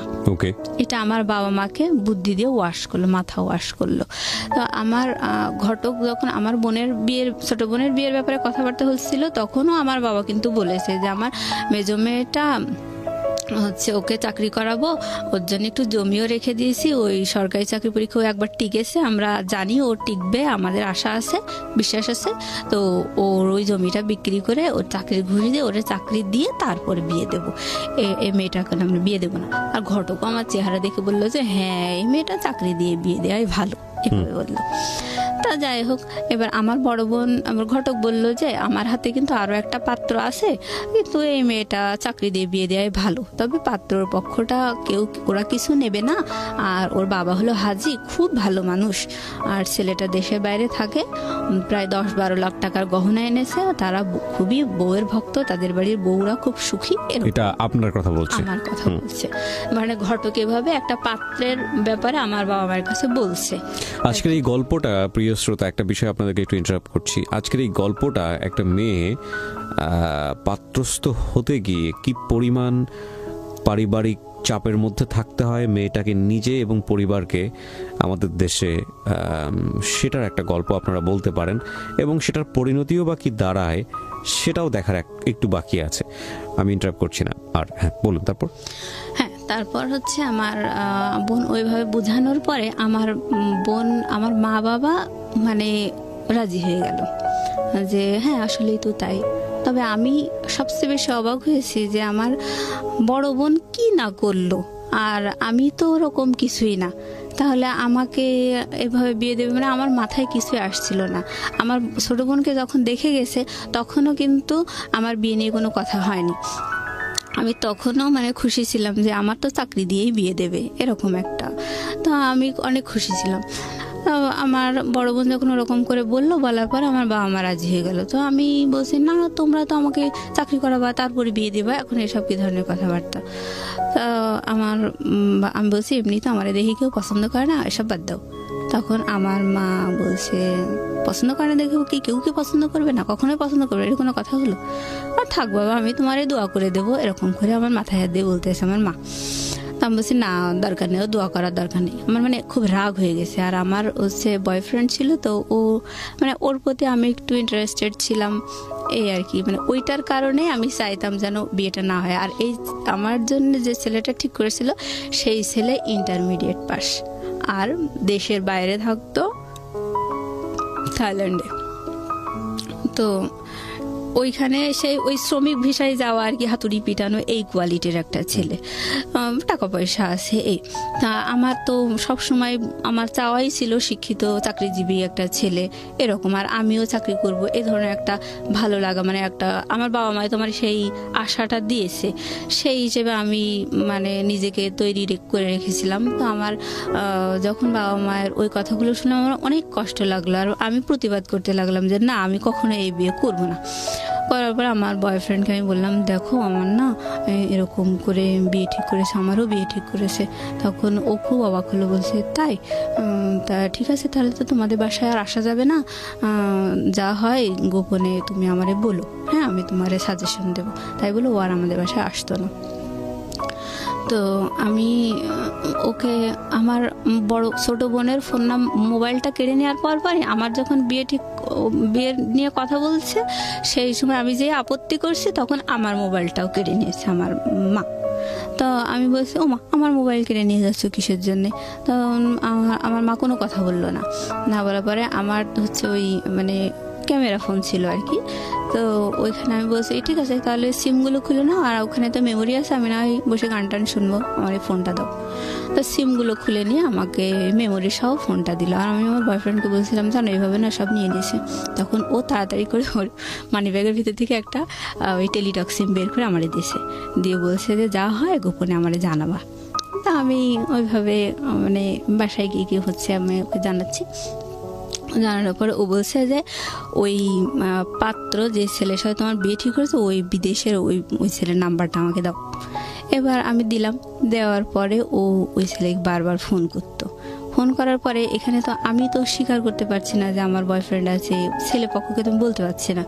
তা আমি মানে খুব আমার আসলে একটা অস্বস্তিকর অবস্থার মধ্যে আমি আছি। মানে আমার বয়ফ্রেন্ডও আমাকে ভুল বুঝতেছে, বলছে ও অনেক টাকার গন্ধ শুনেছে, অনেক টাকার গল্প পেয়ে তুমিও দেখি আমার সাথে অভিনয় করা শুরু করছো, মানে ও আমাকে ভুল বুঝতেছে। হ্যাঁ, বলছি দেখো আমি তোমাকে ভুল যদি বুঝি বা তোমার প্রতি যদি আমার ভালো লাগা না থাকে তাহলে তো তোমাকে আমি বলতাম না যে আমারও বিয়ে ঠিক হয়েছে, তুমি এরকম করতেছো কিসের জন্য। মানে ও আমার বয়ফ্রেন্ডও খুব একটা পরিষ্কার মনের ছেলে ছিল না, আস্তে আস্তে গল্পের মাঝে বোঝা যাবে। তো যাই হোক আমি ওকে যখন বললাম ও বলছে যে আমি যা যা তোমাকে ডিরেকশন দেবো তুমি ঠিক তাই তাই করবা। এবার ও বলতো যে এবার আমাকে আমার ওই মানে পাত্রপক্ষ দেখতে আসছে, ছেলের বাবা আমাকে দেখতে আসছে, দেখতে আসার পরে আমাকে দেখে খুব পছন্দ হয়েছে। পছন্দ হওয়ার পরে এবার মানে ছেলেটা বলছে যে আমার বাবার যেহেতু পছন্দ হয়েছে সুতরাং আমি মেনে নেব, আমার বাবার পছন্দ আমার পছন্দ। এই বলার পরে মানে তখন আমার মা বাবা মানে আহামরি খুশি যে আমাকে দেখে এই প্রথম একটা পাত্র পছন্দ করলো। কিন্তু পাত্রটার কোয়ালিটিটা কি, আমার কথা হচ্ছে ওইটাই যে আমি সবসময় বলতাম যে আমার জন্য অন্তত একটা ভালো কোয়ালিটির ছেলে ঠিক করো, তারপরে সে যদি আমাকে দেখে পছন্দ না করে তখন না হয় আমি নিচের দিকে তাকাবো। কিন্তু এখন তোমরা তো শুরুতেই একেবারে রুট লেভেলের দিকে তাই এসএসসি পাস ইন্টারমিডিয়েট পাস ওই বিদেশে যে হাতুড়ি পিটানো এসব কি। তো আমার মা আসলে আমার চেহারা নিয়ে তখনও মানে খুব নেগলেক্ট করে কথা বলতে লাগলো, ভাই বোন সবাই, আমি বিয়েতে মোটেই রাজি না। তো আমাকে যখন আমার মানে পাত্রের বাবা দেখে পছন্দ করলো, আমি আমার বয়ফ্রেন্ডকে বললাম দেখো আমাকে দেখে না পছন্দ করেছে, এখন তো মানে আমার কি ভালো লাগে কি না লাগে এটা তো আমার বাড়ি থেকে কেউ শুনতে চাচ্ছে না, মানে ওরা মনে করছে এটা পরম সৌভাগ্য। আর মানে এতগুলো চেষ্টার পরে যদি এরকম একটা সম্বন্ধ হয়ে যায় শেষ পর্যন্ত সেটা আসলে সৌভাগ্যই ফ্যামিলির জন্য। হ্যাঁ কিন্তু মানে আমার ফ্যামিলি কখনোই কিন্তু আমার চাওয়া পাওয়া গুলো শোনেইনি, মানে মূল্যায়নই করেনি। আমরা সেটা বুঝতেই পারছি, ধারাবাহিকভাবে যাই একটু সামনের দিকে। তারপর তো এইটাও তো বয়ফ্রেন্ডকে বললেন, টুটুলকে বললেন। হ্যাঁ, টুটুলকে বলার পরে ও বলতেছে যে ঠিক আছে যা যা হয় তুমি আমারে জানাও। এবার হচ্ছে আমি বলছি যে ঠিক আছে আচ্ছা আমি তোমারে জানানোর চেষ্টা করব বলে আমি আমাদের বাসা থেকে মানে একটা বাড়ি থেকে দুধ নিয়ে আসতো। হ্যাঁ, তো আমি যাইতাম ওই দুধ নিয়ে আসার জন্য, মানে রেগুলার নিত আর কি। তো ওই ফাঁকে আমি একটা গোপন জায়গায় মানে একটু ঝোপঝাড় দেখে এরকম দেখে দাঁড়ায় ওই ওর যে সিমটা আমাকে দিয়ে গেছিলো ওই সিমটা ওপেন করে একটু কথা বলতাম যে বাড়িতে এই সমস্যা হচ্ছে, তুমি কিন্তু ভুলেও ওই ছেলেকে ফোন করবা না, মানে ওটা আমার উপরেই চাপ আসতেছে, তো তুমি যেন ভুলেও ফোন দিও না।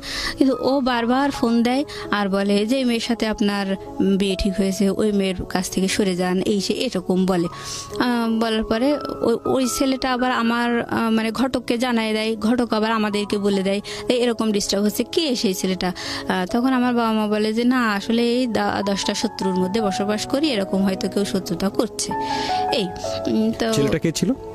ছেলেটা মানে যে ইনফর্ম করতো আপনার সম্পর্কে ওটা আমার বয়ফ্রেন্ড আর কি, মানে টুটুলি তো ছিল। হ্যাঁ টুটুলি ছিল, এটা করে যাতে করে ভাঙা যায় আর কি বিয়েটা।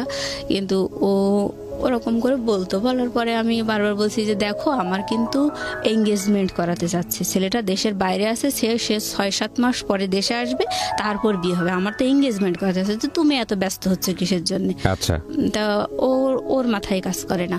যাই হোক ছেলের বাবা দেখে পছন্দ করে মানে আমার বিয়ের জন্য কথাবার্তা চলছে, তখন আমার ভেতরে মানে আগুন ধরে গেছে যে আমার তো তাহলে আমার পছন্দগুলো তো কেউ মূল্যায়ন করবেই না, জিজ্ঞেসই করে না। হ্যাঁ, তা তখন ছেলেপক্ষ বলেছিল যে মেয়ে কি চায়, মেয়ে চাকরি করতে চায়, মেয়ে পড়াশোনা করতে চায়, মেয়ের চাকরি পরীক্ষার জন্যে তারে মানে কোচিং টোচিং করাতে হবে, সব কিছু আমরা করাবো। ছেলে বলতেছে যে আমার বাবা যেহেতু পছন্দ করছে সুতরাং সব আমি করবো, কোনো অসুবিধা নেই, এমনকি বিদেশে নিয়ে এসেও আমি তাকে পড়াতে রাজি আছি, এরকম করে বললো। আর ওই ঘটকটা হচ্ছে অনেক মিথ্যুক, মানে এই পাত্রপক্ষ নিয়ে বিশাল বিশাল গল্প দিল। আমার বাবা মা কোনো কিছু যাচাই করলো না, সব ওই ঘটকের কথা বিশ্বাস করেই আমার বিয়ের জন্য ফাইনাল কথা দিয়ে দিল যে হ্যাঁ আপনারা আসেন এঙ্গেজমেন্টের জন্য। ছেলেকে দেখেনি? না দেখেনি। ছেলেকে না দেখেই তো আমি মানে বুঝুন যে কি বলবো, মানে যদি ওর কথা সত্যি হয়ে থাকে তাহলে ও পরিবারে কি আসলে বোঝাচ্ছিল? একটা কথা আছে বাঙালি সংস্কৃতিতে, কন্যা দায়গ্রস্ত পিতা, এটা একটা মারাত্মক শব্দ। আমরা এখন অনেক আধুনিক সমাজে বসবাস করি এবং এই আধুনিক সমাজে এই ধরনের শব্দ, এই ধরনের কথা অত্যন্ত বেমানান। কিন্তু ভুলে গেলে চলবে না আমাদের এই শহর কেন্দ্রিক জীবন কিংবা ঢাকা শহর কেন্দ্রিক জীবন, এটা এই যে সেই জীবন বা সেই জীবনের মধ্যে কতজন মানুষের পার্টিসিপেশন, সেটার সংখ্যা আসলে খুব কম। আপনি প্রান্তিক পর্যায়ে গেলে ও যে গল্পগুলো এখানে করছে সেটার অনেক মিলিয়ে আপনি খুঁজে পাবেন। জি, তো যাই হোক, আমি চাইতাম যে ছেলেটাকে দেখতে, আর আমার নিজের গায়ের রং কালো দেখে আমার খুব শখ হতো আমার হাজবেন্ডের যেন ফর্সা হয়, সুন্দর হয়, এরকম একটা শখ আমার ছিল।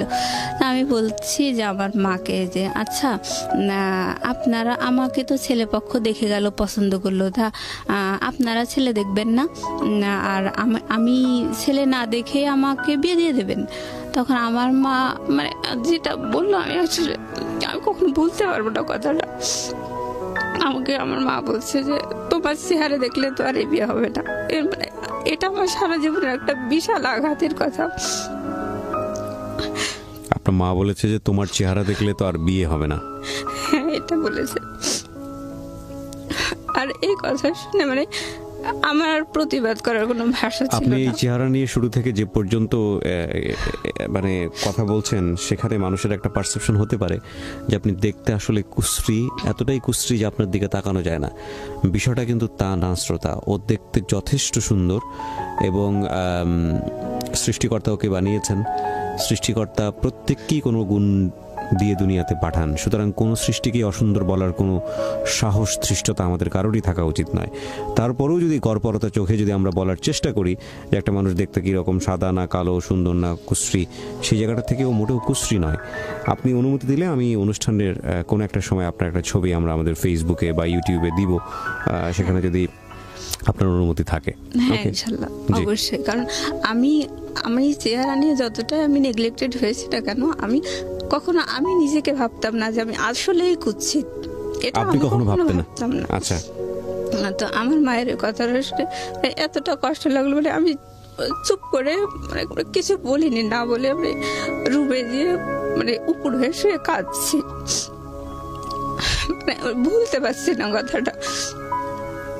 তারপর এভাবে আসলে বলার পরে বেশ কয়েকদিন ধরে আমি বারবারই মানে বিয়ের জন্য আপত্তি করছি। মানে আমার খুবই শখ, মানে হার্ট অ্যান্ড সোল আমি চাইতাম আমার হাজবেন্ডের যেন ভালো শিক্ষিত চাকরিজীবী, মানে একেবারে প্রাণের দাবি মতো। তো আমি সবসময় বলছি যে ও কেমন ছেলে ঠিক করেছে, আমার পছন্দ না, ও বিদেশে থাকে, কেমন শিক্ষিত না। তখন এরকম আমার মা বুঝায় যে তোর কি চেহারা, বারবার এরকম করে বলে। আমার ছোট বোন বলতেছে যে ওই তারেকের মতো অত বাজে চেহারার একটা ছেলেও যে তোকে দেখে পছন্দ করলো না, তারপরে তাহলে তোরা তো শখ হয় কি করে, তুই ভালো চেহারা ছেলে তোর শখ হয় কি করে, তুই নিজের যোগ্যতাটা দেখবি না, এটা বললো। আর বড় বোন বলছে যে কয়েকদিন পরে তো তাসফিয়ার গায়ে হলুদ, হচ্ছে তখন মানে আমি বারবার বিয়েতে আপত্তি করছি, আর আমার বয়ফ্রেন্ড ওখানে ফোন করে ডিস্টার্ব করছে। এক পর্যায়ে ওরা খুব রেগে যায়, রেগে যে বলছে যে না মেয়ে অনেক কথাবার্তা শুনছি, থাকে আমরা আর এগোবো না, এরকম অবস্থা। তো সেই সময় আমার বাসা থেকে আমাকে মারধর করছে। আমার বাসাতে জানতো যে ও আমার বয়ফ্রেন্ড, হ্যাঁ, এগুলো অলরেডি জেনে গেছে। আমাকে মানে ওকে দোষারোপ করতেছে আর আমাকে মারধর করতেছে। আর আমি ওকে বারবার বলছি তুমি যেন ভুলে ওকে ওখানে ফোন দিও না, বারবার আমার বাসায় প্রেশার আসতেছে। আর আমি তো বলছি যে আমার বিয়েটা হবে না, আমার তো এঙ্গেজমেন্ট করাবে, তাহলে তুমি এত বাড়াবাড়ি করতেছো কিসের? টুটুলকে বলছেন। তারপরে ও কথা শুনে না। তারপর আমি এরকম বলার পরে বাসা থেকে ওই আপত্তি করছি, বারবার আমি বলছি যে না আমারে তো চাকরি করাবে, তা আমার যেটা জমি রেখে দিয়েছে, তাহলে আমি চাকরি করব তারপর বিয়ে হবে। মানে আমার এক্সপেকটেশনের কোনো মূল্য নেই। আমার ভাই বলছে হ্যাঁ না তোকে চাকরি দেওয়া হবে না, তোকে বিয়েই দেওয়া হবে। আর বাবা বলতেছে তোকে তো চাকরি দেব না, তোর জন্য জমি রাখছি, না তোর জমি বিক্রি করে তোরে চাকরি দেব না, তুই ওই হাজির বাড়িতে বউ হয়ে যাবি, ওখানে রান্না বান্না করবি, খাবি দাবি, তো তুই তোর চিন্তা বাদ, তুই ওইখানেই যাবি, তোর বিয়ে দিয়ে দেওয়া হবে। এক কথায় মানে খুব মানে ঝেড়ে ফেলে দেওয়ার মতো একটা আচরণ এরকম করে বললো। তো পাত্রপক্ষ বললো যে মেয়ের নামে এইসব উল্টোপাল্টা শুনছি, যাক বাদ দেন না, আমি এইসবের মধ্যে আর নেই। তারপরে এসবের মধ্যে নেই মানে বয়ফ্রেন্ড বারবার ওকে ফোন টোন করতেছে, ঝামেলা করতেছে। তখন মনে করছে যে আমার বোধহয় আসলেই বয়ফ্রেন্ড আছে। আমার ও যখন ফোন করতো আমার বয়ফ্রেন্ড, তখন ওই সাথে সাথে মানে রিপ্লাই আসতো ওই থাইল্যান্ড থেকে যে এই আমার এরকম নাম্বার থেকে ফোন করছে, এই বলেছে, বারবার ওই মেয়েকে বিয়ে করতে নিষেধ করে, কি সমস্যা, আমি এসবের মধ্যে এখন আর নেই, এরকম করে বলতো। তারপরে ঘটক শুধু বারবার অনুরোধ করতো, বলতো যে ওরা নানান শত্রুর মধ্যে বসবাস করে, এরকম হয়তো কেউ ডিস্টার্ব করতে পারে, ওর বড় বোনের এরকম উঠায় নিয়ে গেছে, এরকম করে বললো। বলছে বাবা তুমি টেনশন করো না, এরকম করে বলছে। কিন্তু আমার বাড়ি থেকে সবাই বুঝতে পারছে যে টুটুল এরকম ঝামেলা করতেছে। তো আমি তো পরে ঘটক আমাকে ফোন দিয়ে বলছে যে দেখো এরকম সমস্যা হচ্ছে, তা বিষয়টা কি? তখন আমি ক্লিয়ার খুলে বলছি যে দেখেন আমার কি পছন্দ, আমার কি ভালো লাগে, এটা কিন্তু আপনারা কেউই শোনার প্রয়োজন মনে করেননি। আমি সবসময় চাই একটা ভালো শিক্ষিত চাকরিজীবী ছেলে হবে, এরকম। আপনারা তো কেউ কানেই তুলছেন না, আর আমারে কেউ জিজ্ঞাসা করলেন না যে ওই ছেলেটা আমার আদৌ পছন্দ কিনা।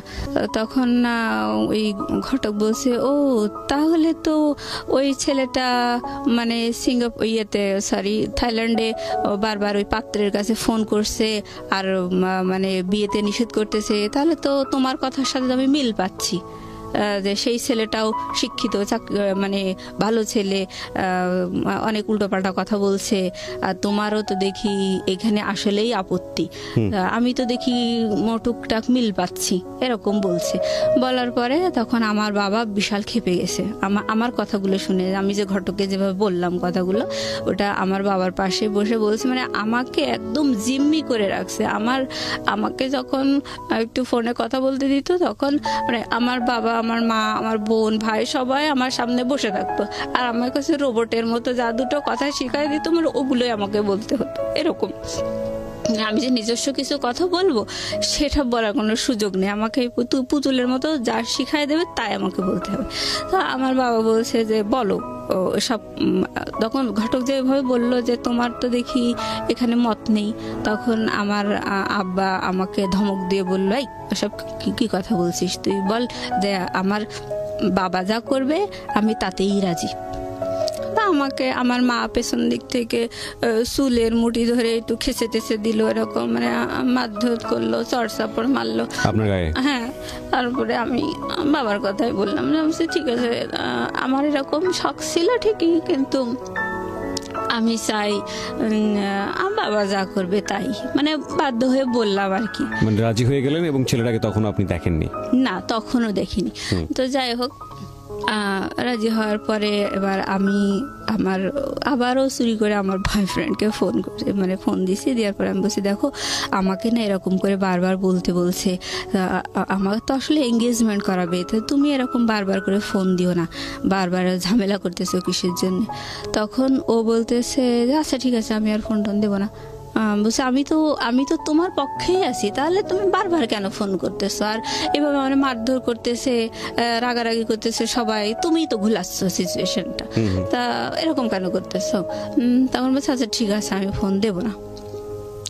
তো এর ভিতরে ও আবার একদিন আমাকে বলেছে যে আমি ওই ছেলের সাথে কথা বলবো, প্লাস তুমিও কথা বলবা।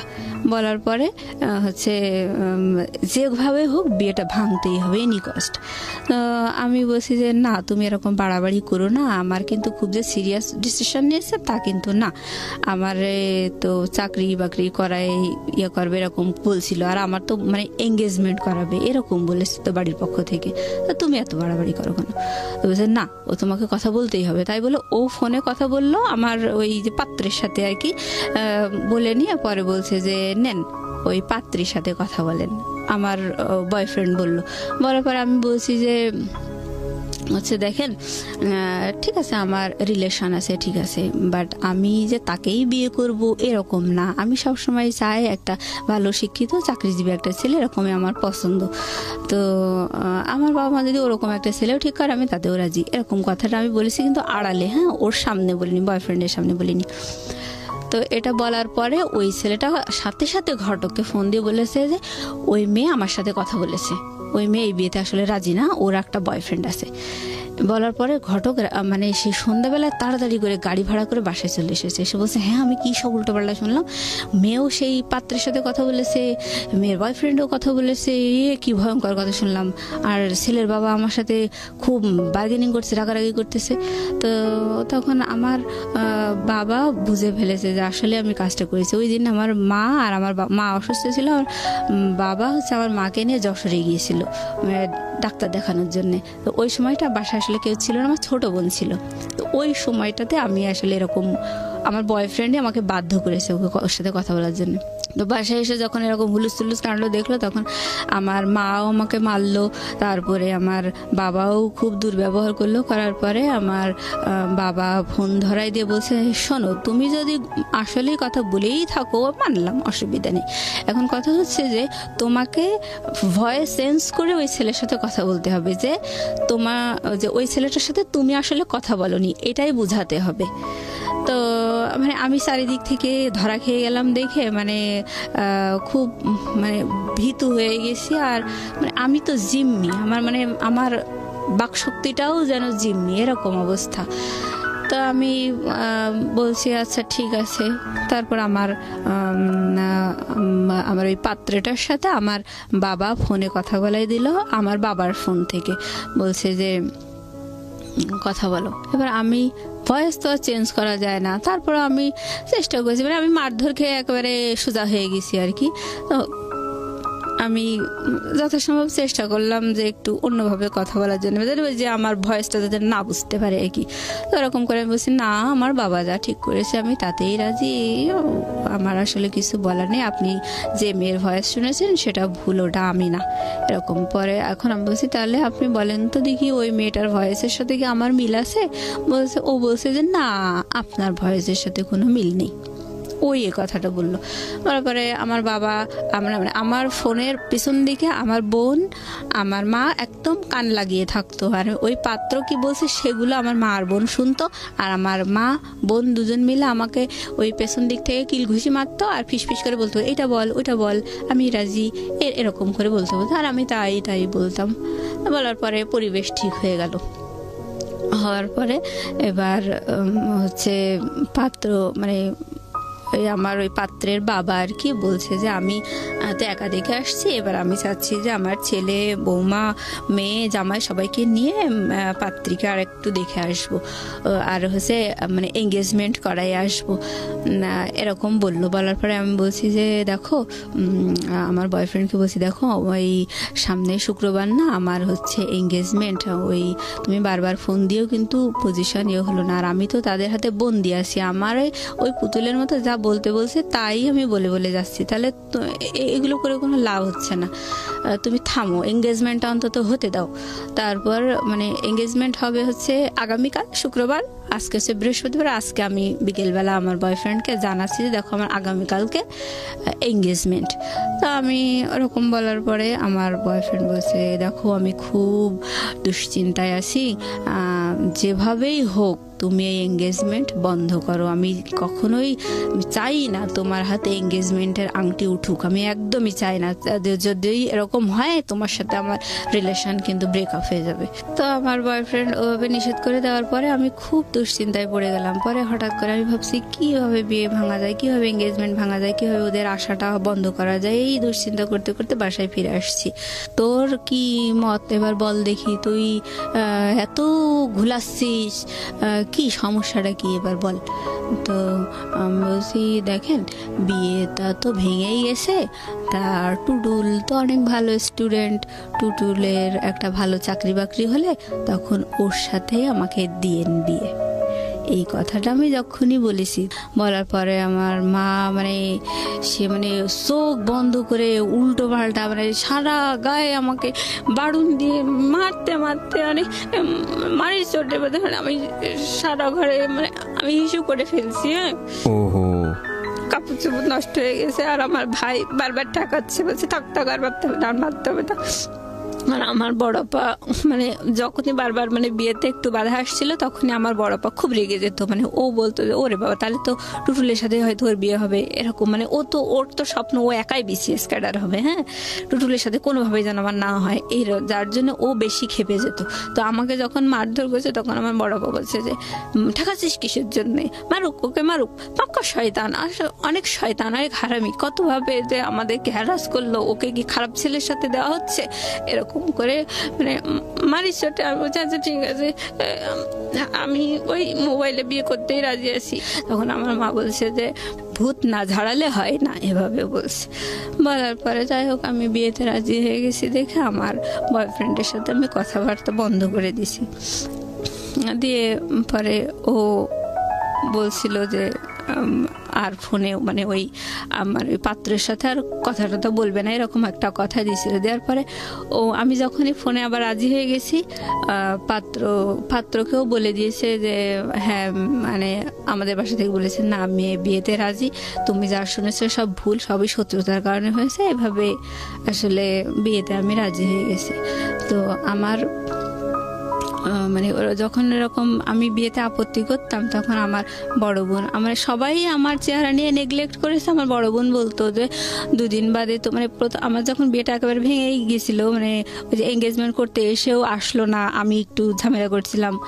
তো ওই সময় আমার বড় বোন বলছিল যে কয়েকদিন পরে তো তাসফিয়ার গায়ে হলুদ, তখন তো অনেক মেহমান আসবে, তা তুই একটু ভালো করে সাজিস, যদি তোর দেখে কেউ পছন্দ করে তখন যদি তোর একটা গতি হয়, এরকম করে উপহাস করে বলল। তো যাই হোক পরে আমার বড় বোন আমি বিয়েতে রাজি হওয়ার পরে বললো সেই তো রাজি হলি, তাহলে আর এত ঘোল খাওয়ার কি দরকার ছিল, সারা ঘর হিসু টিসু করে কি একটা ইয়াং মেয়ে লজ্জাও করে না, সি এরকম করে বললো। যাই হোক আমি তখন নিজে কোথায় যেন হারিয়ে গেছি, এরকম সবাই দুর্ব্যবহার করে আমাকে বিয়েতে রাজি করালো। আর আমি যখন আপত্তি করতাম তখন আমার বাবাও ঘটককে বলতো যে ভাই আপনি টেনশন করেন না, আমার ছোট মেয়েটার বিয়ে হয়ে গেলে ওকে আমি বাড়ি থেকে বের করে দেব, ও কোনো দারোয়ান টারোয়ান ধরে নিকি করে থাকতে যাক, ওরে আমি বাড়ি থেকে বের করে দেবো। দিয়ে এই কথা বললে আমার বাবার সাথে কথা বলতো না। তারপরে আমাকে পরে একদিন সকালবেলা ওরকম আবার ওরকম করে কথা বললো, বলে আমার গলা টিপে ধরে বললো যে মরতে পারিস না, এরকম করে তোর আমি বাড়ি থেকে বের করি। তো যাই হোক আমি মারধর করার পরে আমি চারিদিক থেকে জিম্মি হয়ে গেলাম, আমি বিয়েতে রাজি হয়ে গেছি। এবার আমার বিয়েটার ডেট পড়লো হচ্ছে জানুয়ারির 7 তারিখ 2011 সাল। তো আমার এই ঘটনাগুলো হচ্ছে ডিসেম্বরের শেষের দিকে, 2010 সাল ডিসেম্বরের শেষের দিকে। তো আমার ছোট বোনের পাত্রপক্ষ বিশাল গল্প করছিল, বলছিল যে সীতাহার দেবে, অনেক গহনা দেবে, অনেক কিছু, বিশাল গল্প আর কি। আমার মা বাবা সবসময় ওই ঘটকের গল্প শুনে বিয়েতে রাজি। হ্যাঁ, কেউ যাচাই করেনি যে আদৌ ঠিক শুনছি কিনা, কারণ আপনাকে নিয়ে অনেক টেন্স ছিল তারা। হ্যাঁ, আমার ছোট বোনের ব্যাপারে, আমার ছোট বোনের যে বিয়ে ঠিক করছিল যে ডিপ্লোমা ইঞ্জিনিয়ার, ওরও আমারও পছন্দ ছিল না। আর ওরও মানে ওর পাত্রপক্ষ থেকেও বড় বড় গল্প শুনেছিল, ওগুলোও যাচাই করেনি আর কি, মানে ছোট বোনের ওগুলোও যাচাই করেনি, মানে ওরে তো মান সম্মান বাঁচানোর জন্য তড়িঘড়ি করে বিয়ে দিতে চাইছিল। তো যাই হোক, ওর বিয়ের ডেট পড়লো হচ্ছে ডিসেম্বরের 23 তারিখে। তো এদিকে আমিও বিয়েতে রাজি হয়ে গেছি। এবার আমার ছোট বোনের বিয়ের দিন পাত্রপক্ষ আসলো।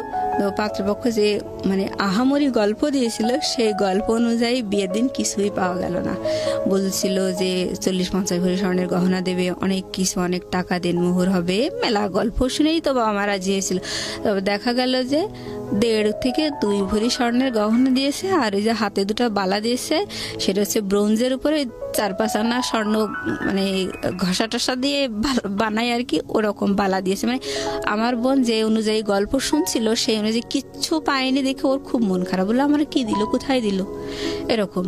তা যাই হোক, আমার ছোট বোনের বিয়ে হয়ে গেল। বিয়ে হওয়ার পরে শ্বশুর বাড়িতে গেল। আমার বোনটা আসলে একটু কি বলবো, ও মানে অল্পতেই একটু বেশি গল্প দেওয়া স্বভাব ছিল ওর। ও আমাকে বলছে ওর বিয়ের 3 দিন পরে ওরা এসছে, মানে আমার ছোট বোন ছোট বোনাই ওরা আমাদের বাসায় এসছে বিয়ের 3 দিন পরে। তখন ঘটক মানে আমার বিয়ের জন্য রেডি। তো ঘটক আর ঘটকের ওয়াইফ, আমার ফুপুই হয় ঘটকের ওয়াইফ, তো উনি বলছে যে তাসফিয়ার বিয়েতে, আমার মা বলছে যে তাসফিয়ার বিয়েতে তো বিরাট গল্প শুনলাম, তো সেই অনুযায়ী তো কিছু পেলাম না। তো আমার ফুপু বলছে যে ঠিক আছে, মুসলিমার বিয়েতে আপনারা খুব ভালো করে যাচাই করে নিন, যেহেতু এইটাতে পাননি, আর 2টো পাত্রই তো আমার হাজবেন্ড ঠিক করেছে, তো এটা আপনারা যাচাই করেই নেন। তখন আমার মা বলছে না, যাচাই করা লাগবে না, যেহেতু পাত্রের বাবা হাজি, যাচাই করা লাগবে না। না না, যাচাই করেই নিতে হবে, এরকম করে বললো। কিন্তু তারপরেও যাচাই করেনি। তো বিয়ের 3 দিন পরে আমার ছোট বোন আসলো রাতের বেলা। তো আমার ওই ঘটক আমার আব্বার সাথে আলাপ করছে যে বিয়ে নিয়ে এই মেয়েটার অনেক ঝামেলা ঝঞ্ঝাট হয়েছে, তো এখন আর বিয়ের ব্যাপারে আমি কোনো কথা বলবো না, এখন রাজি করালে আপনারাই রাজি করাইছেন, আপনারাই ফাইনাল মেয়ের সাথে কথা বলেন। তখন আমার আব্বার ডাকলো, ডেকে আমারে বলতেছে যে হচ্ছে হ্যাঁ বলো, তুমি কথা বলো, তুমি কি বলতে চাচ্ছ। তখন আমার মা রান্নাঘরে বসে রান্না করছে, আমি ডাইনিংয়ে, আমার বাবা, ঘটক, আমার বোন, আমরা কথা বলছি। তো আমি বলছি, আমি লাস্ট চেষ্টা করছি ওটা বিয়েটা আটকানোর, ওটা হচ্ছে আমার লাস্ট চেষ্টা। সেটা হচ্ছে আমি বলছি যে দেখো, তাসফিয়ার বিয়ের সময় তো মানে একেবারে আকাশ ছোঁয়া গল্প শোনা গেল, তার গহনা, তার পোশাক আশাক, বিশাল গল্প শোনা গেল যে এই দেবে, কিন্তু সেই অনুযায়ী কিন্তু বিয়েতে কিছুই হয়নি। তাহলে আমাকে অন্তত এঙ্গেজমেন্ট করায় রাখো, তারপর সবকিছু যাচাই টাচাই করে নিয়ে উনি তো 6-7 মাস পরে আসবে, তখন আমার বিয়ে দিও। এই কথাটা কেবল আমি বলছি, ওটা আমার বিয়ে ভাঙা। তখনও আমি মানে মন থেকে রাজি না, তো মার খেয়ে রাজি হয়েছি। তো ওই সময় ওটা যখন বললাম, তখন আমার মা রান্নাঘর থেকে বলছে আর একটু বাড়ুন দিয়ে মারবো নাকি, এরকম বলছে আমার মা। আর আমার বাবা বলছে যে তাসফিয়ার বিয়েতে কি পাওয়া গেছে কি পাওয়া যায়নি ওসব তোমার দেখার দরকার নেই, তুমি এই বিয়েতে রাজি, তুমি এখন কথা বলো। তো আমি দেখলাম যে না, আর আসলে বলার আর কিছু নেই, মনে মনে বললাম। পরে আমি বলছি আচ্ছা ঠিক আছে, তোমরা যাবার তাই করো। মানে আমি মানে কেমন আমার মনটা অন্য একটা জগতে, অন্ধকারের মধ্যে হারিয়ে গেছে, হতাশা, মানসিক আঘাত, কষ্ট, দিকে বয়ফ্রেন্ড তো মেলা ঘুলাইয়ে দিল। তো যাই হোক, আমি বললাম আচ্ছা ঠিক আছে। তখন আমার বাবা বললো যে ঠিক আছে, তুমি হাজি সাহেবের সাথে কথা বলো। পরে আমি বলছি কি কথা বলবো, বলছে যে তুমি যে চোখের সমস্যার কথা বলছিলা, উনি কষ্ট পাইছে, তুমি এখন তার কাছে ক্ষমা চাও। আমি কিন্তু সত্যি কথা বলছি যে আমার চোখের সমস্যা, অথচ তার জন্য আমার বাবা হাজি সাহেবের কাছে আমাকে ক্ষমা চাওয়ালো, যে আমি অন্যায় করছি, ভুল করছি। আমি তাই বললাম যে আঙ্কেল সরি, বুঝতে পারিনি, আপনি আমারে মাফ করে দেন। মানে আমি সবার হাতের পুতুল, তো আমি ওইভাবেই বলছি। বলার পরে হয়ে গেল, বিয়েতে আমি রাজি। তারপরে জানুয়ারির 7 তারিখে আমার বিয়ের ডেট পড়লো। আমার ফোন মানে ওটাতে তো শুধু মেমোরি ছিল। আমার মা বলল, মানে যখন ওই আমাকে মেরে ধরে বিয়েতে রাজি করা ছিল বারণ দিয়ে, তখন বলছে এই ফোনের মধ্যেও নিশ্চয়ই কোনো ঝামেলা আছে, তাই বলে ওইটাও কেড়ে নিয়েছিল। হ্যাঁ, তারপরে যাই হোক, পরে আমাকে বলল যে আমি বিয়েতে রাজি হওয়ার পরে আমাকে দেখতে আসবে আরও একবার, আমার ওই হাজি সাহেব আর একবার দেখতে আসবে পরের দিন। আমাকে বললো ভালো ড্রেস আপ করে রাখো, উনি আসবে, দেখে যাবে। আসলো, আসার পরে দেখা টাকা করে গেল। এবার জানুয়ারির 7 তারিখ বিয়ের ডেট পড়লো। তো ওই বিয়ের দিন আমার ছোট বোন ছোট বোনাই আসছে। তো আমার ছোট বোনাই বলছে আমার মাকে যে আম্মা হচ্ছে আপি, আমি যতদূর শুনেছি যে আপিকে আপনারা যথেষ্ট মেরে ধরে রাজি করাইছেন, তা পাত্র তো আমরা কেউই দেখিনি, তাহলে এভাবে মোবাইলে বিয়ে দেওয়াটা কি ঠিক হচ্ছে? তার চেয়ে বরং এঙ্গেজমেন্ট করায় রাখেন, আমরা সবাই মিলে আরেকটু দেখি যে আমরা যা শুনেছি সেগুলো আদৌ সত্যি কিনা। তখন আমার মা বলছে, ওরে বাবা, ছেলেটার 250 বিঘা জমি আছে, ছেলের বাবার 250 বিঘা জমির মালিক, তাকে 30 বিঘার উপরে বিল আছে, তারপরে ছেলেটা 10 লক্ষ টাকার গহনা নিয়ে এসেছে, তুমি এসে ভালো আর কি কি বলছো? বাদ দাও, তোমরা ছোট মানুষ, তোমরা বোঝো না, আসলে বাদ দাও, মোবাইলেই বিয়ে হবে। ছোট্ট একটা বিরতি নিব প্রিয় শ্রোতা এই জায়গাটিতে। মুসলিম, আমি একটু পরেই ফিরছি, আশা করছি আমাদের সাথেই থাকবেন। জীবন গল্প, জীবন নাটকের চেয়েও নাটকীয়। জীবন গল্প।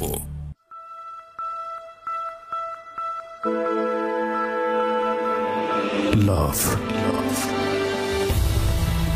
হেট, challenge, motivation, lies, truth, impossible, virtue,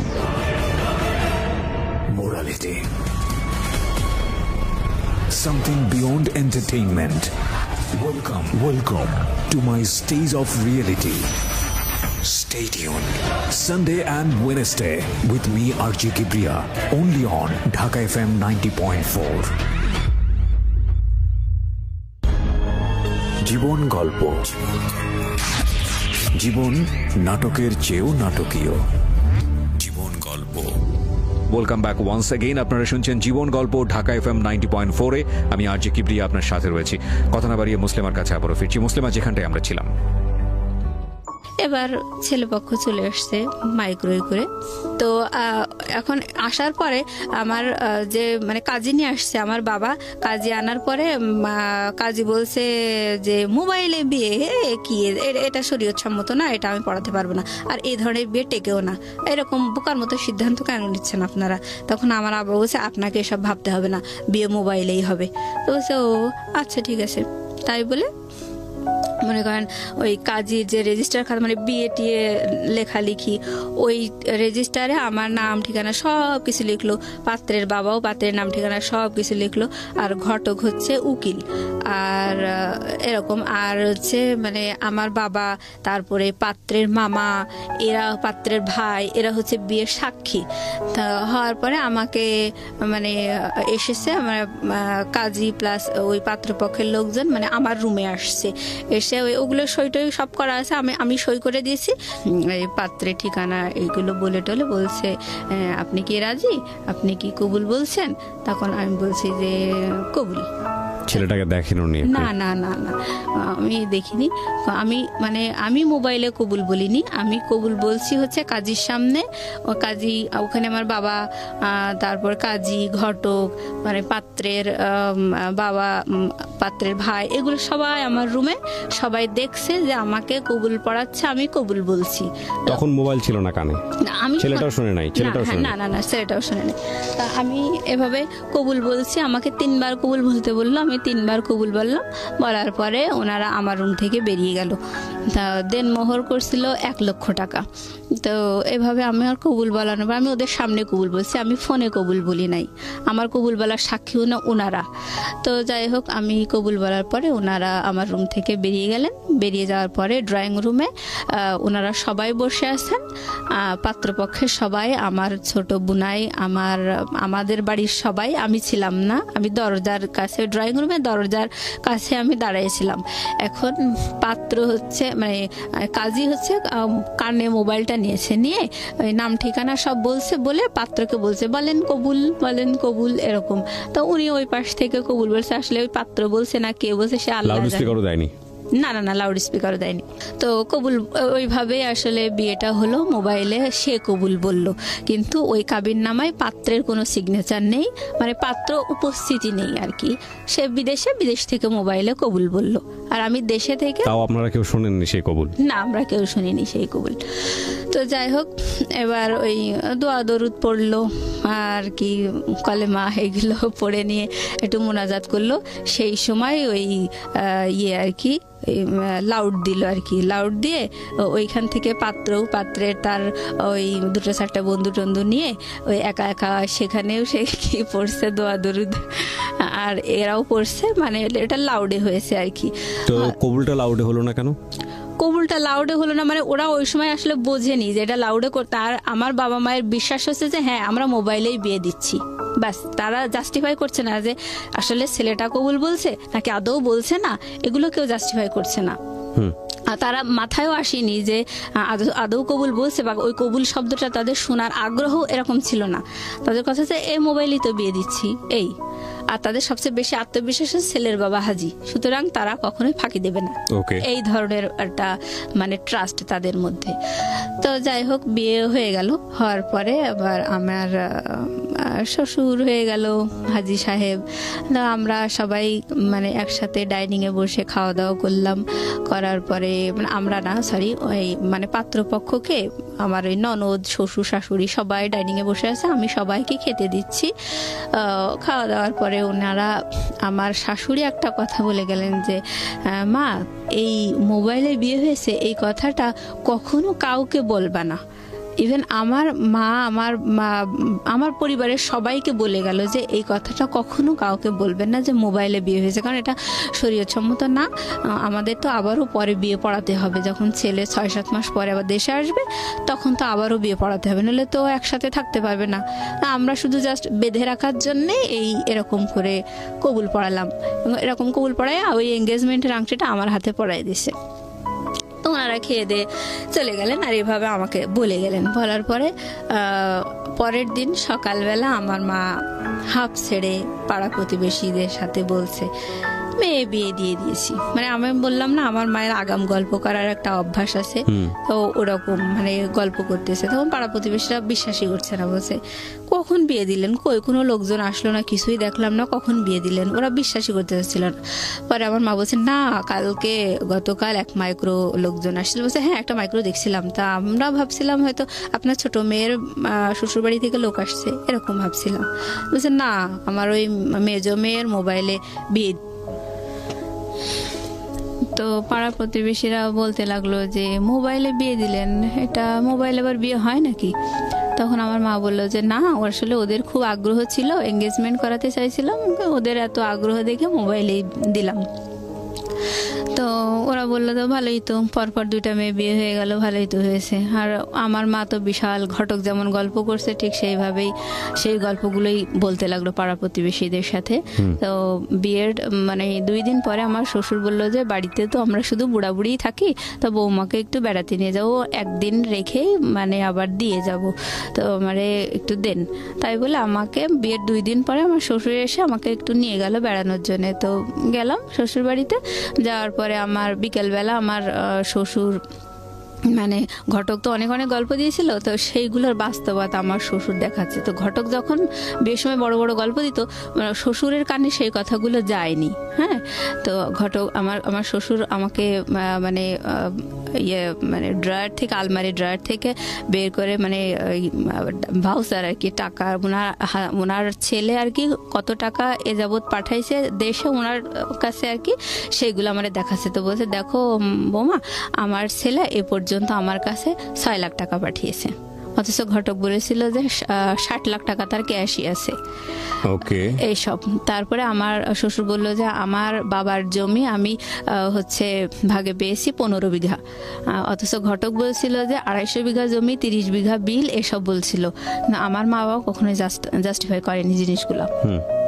আর হচ্ছে তখন আমি সঠিকটা জানতে পারলাম। জানার পরে আমি দেখলাম আসলে এখন আর প্রতিবাদ করেই বা কি লাভ, তো হয়েই তো গেছে বিয়ে। টুটুলের কি অবস্থা তখন? টুটুল কি করছে? হ্যাঁ, এইটার পরে আমি যখন শ্বশুরবাড়ি থেকে ঘুরে আসলাম, আমার শ্বশুর আমার একটা 3 পিস কিনে দিল, একটা নাকফুল কিনে দিল, আর ওই যে মানে ইমিটেশনের চুড়ি আছে ওইটা মানে 2 ডজন ওই 80-90 টাকা দিয়ে মানে কিনে দিল। দেওয়ার পরে আমি শুনছিলাম যে 10 লক্ষ টাকার গহনা এনেছে। আমি ভাবছিলাম যে অন্তত আমাকে না দিক, কিন্তু দেখাতে তো পারতো যে আমার জন্যই তো এনেছে। আমি এগুলো মনে মনে বলছিলাম যে আমার দেখাতে তো পারতো যে বৌমা তোমার জন্য এই এনেছে, তোমাকে উঠানোর সময় এগুলো দেওয়া হবে, এগুলো তো মানে বলতে তো পারতো। আমি তো ঘটকের সব কথাই বিশ্বাস করছিলাম, বাবা মাও তো এরকম করে দিল। তো যাই হোক, আমাকে ওরকম অর্নামেন্টস দিলে, একটা নাকফুল দিছে 300 টাকা দিয়ে, আর ওই ইমিটেশনের চুড়ি আর একটা 3 পিস, এটা দিয়ে আমার শ্বশুর পরের দিন আবার আমাকে রেখে গেল। তো আমি বাসায় এসে বলছি দেখো এই এই তাদের প্রপার্টির অবস্থা। তখন আমার মা ঘটকের মানে মনে মনে মানে আমার সাথে বলতেছে, খুবই অভিশপ্ত শয়তান হচ্ছে আমার ছোট মেয়েটার জীবনটা এভাবে নষ্ট করলো, আমার মেজ মেয়ের জীবনটা এভাবে নষ্ট করলো। তো বলছি কেন ঘটকে দোষ দিচ্ছেন কেন, আপনারা কি যাচাই করতে পারতেন না? আর ঘটককে বিয়ে দিয়েছেন নাকি? বিয়ে তো আপনারা দিয়েছেন। যাই হোক, এভাবে বলার পরে মানে খুব রাগ আমার বাবা মায়ের উপর। এবার আমার ফোনগুলো আমাকে দিয়ে দিয়েছে, আমার ফোন, আমার বোনের ফোন, যারটা তার আমার বাবা আমাদেরকে দিয়ে দিয়েছে। দেওয়ার পরে আবার আমি তখন টুটুলকে ফোন করছি, ফোন করে বলছি দেখো এরকম তো বিয়ে হয়ে গেছে, তা তুমি তো অনেক পরিবেশ ঘোলা করেছো, আমি তো চাইছিলাম এঙ্গেজমেন্ট করাতে, আর তুমি যেভাবে পরিবেশ ঘোলা করেছো তাতেই ওরা আসলে মোবাইলে, ওদের এমনি বিয়ে দেওয়ার ইচ্ছা ছিল, আমার বাবা মাও বলছিল, কিন্তু আমি এরকম যদি পরিবেশ ঘোলা না হতো তাহলে হয়তো মোবাইলে বিয়েটা বন্ধ করা যেত, কিন্তু তুমি যেভাবে করছো মোবাইলে আমার বিয়ে হয়ে গেছে। তাহলে অবশেষে কি হলো, শেষ পর্যন্ত তো তোমারও পাইলাম না আর আমার মোবাইলে বিয়ে হয়ে গেল। তখন ও বলল যে দেখো তোমার সাথে আমার রিলেশন এত বেশি লং হবে এমন প্ল্যান তো আমার ছিলই না, আমি তো আমার ফ্রেন্ডদের সাথে, আমার কলিগদের সাথে বাজি ধরে তোমার সাথে রিলেশন করছিলাম। তোমার সাথে যখন আমার রিলেশন ছিল ওই সময় আমার মিনার সাথে রিলেশন ছিল, মিনা আমার ছাত্রী, আমি আসলে ওকে ভালোবাসি, কিন্তু তোমার সাথে বাজি ধরে আমি রিলেশন করছিলাম, তুমি আমার চিন্তা বাদ দাও। ওকে ওকে, মানে ওই সময় ওটা শোনার পর আমি বলছি তাহলে এই কথাগুলো আমার বিয়ের সময় তুমি বলতে, যখন তুমি পরিবেশ ঘোলা করছিলে সেই সময় বলতে। তখন বলছে না এভাবে কি বলা যায় নাকি, বাজি ধরে আসছি এরকম, বা তোমাকে চায় না, এগুলোকে ডিরেক্ট বলা যায় নাকি? যাই হোক, বলিনি।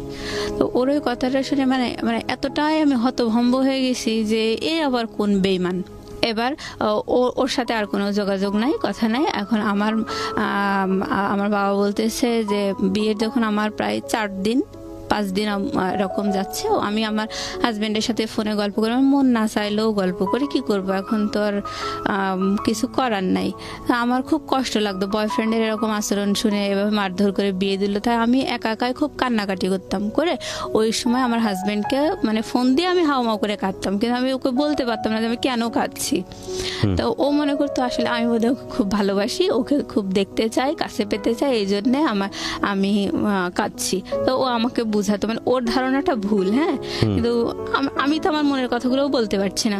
তো ও বলছে যে এভাবে কান্নাকাটি করো না, আমি চলে আসবো দেশে, তুমি এভাবে কাঁদলে কিন্তু আমি এখনই চলে আসবো, এরকম করে বলার পরে আমার বিয়ের যখন 5-6 দিন, বিয়ের পরে কি আপনি নিজের বাড়িতে থাকলেন নাকি শ্বশুর বাড়িতে চলে গেলেন? না, আমি শ্বশুর বাড়িতে ওই একদিন বেড়ানোর জন্য গেছি, এক রাত থেকে আবার শ্বশুর আবার আমাকে দিয়ে গেছে।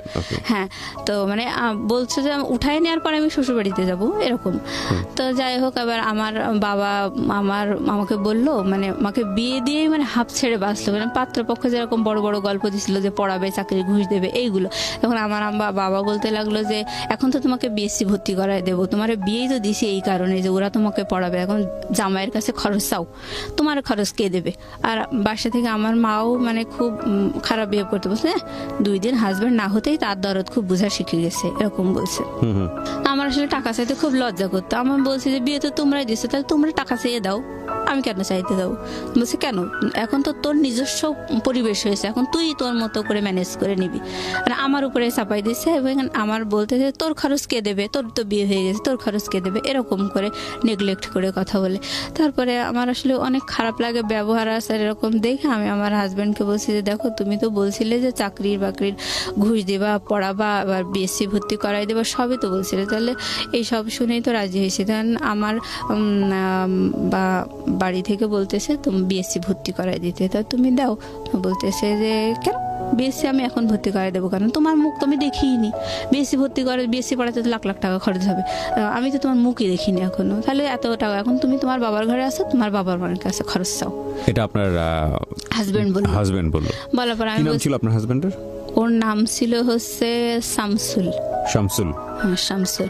তা আমি তখন বললাম দেখো তোমার জামাই এই কথা বলছে, আমার আব্বাকে বলছি যে ও বলছে যে কোনো খরচ আমি দিতে পারবো না, তোমার বাবাকে দিতে বলো, তোমার বাবার বাড়িতে আসো, তোমার বাবাকে দিতে বলো। তখন আমার বাবার সাথে সাথে আমার ফোনটা কেড়ে নিয়ে বলছে ও তুমি তাহলে এই কথাই বলছো, যে আমার হাজবেন্ডকে বলছে যে এই তোমার মনের কথা। বলছে হ্যাঁ এটাই মনের কথা, কারণ আমি তো এখনো তার মুখই দেখিনি। আর সবচেয়ে বড় কথা হচ্ছে যে বিয়েতে তো মানুষ কত গল্পই দেয়, আমার মনের কথা হচ্ছে আমার ওয়াইফকে আমি মোটেই পড়াশোনা করাবো না, আর বাচ্চা কাচ্চা হবে, সংসার করবে, চাকরি বাকরি করাবো না। আর যদি তার খুবই শখ হয় তাহলে আমি ওই প্রাইমারি টিচার হিসেবে আমি ওরে চাকরি করাইতে পারি। এটা শুনে আমার আব্বার খুব মন খারাপ হয়ে গেল। আমার আব্বা বলছে তোমাদের গল্প শুনেই তো দিয়েছিলাম, তাহলে তোমরা যখন এই কথা বলছো তাহলে আমার মেয়ের মুখ আর তোমাকে দেখতে হবে না। ওকে মুসলিমা, আমরা এখান থেকে ফিরবো। আর প্রিয় শ্রোতা, আমি আজকের গল্পের একটা খুব গুরুত্বপূর্ণ মেসেজ হয়তো বা শেষের দিকে থাকবে, এবং একই সাথে মুসলিমাও একটা আহ্বান আপনাদেরকে জানাবেন, এবং সেই আহ্বানটা কি সেটা আপনাদের জানার পরে মুসলিমাকে দেখার একটা পূর্ণ ইচ্ছা আপনাদের মধ্যে জাগবে আমি জানি। আমরা ফেসবুকে একরকমের পোস্ট দেই, কিন্তু ইউটিউবে গেলে আপনারা ওনার যে ছবিগুলো দেওয়া আছে সেখানে ওনাকে আপনারা দেখতে পাবেন ক্লিয়ারলি।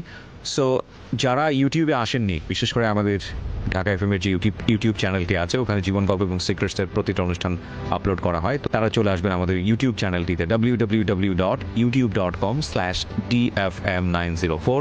অবশ্যই সাবস্ক্রাইব করে নোটিফিকেশনটি অন করে রাখবেন, তাহলে নতুন কন্টেন্ট আপলোড হওয়ার সঙ্গে সঙ্গে আপনি জানতে পারবেন। ওকে, ছোট্ট একটা বিরতির পর আবারও ফিরে আসছি। জীবন গল্প, জীবন নাটকের চেয়েও নাটকীয়। জীবন গল্প।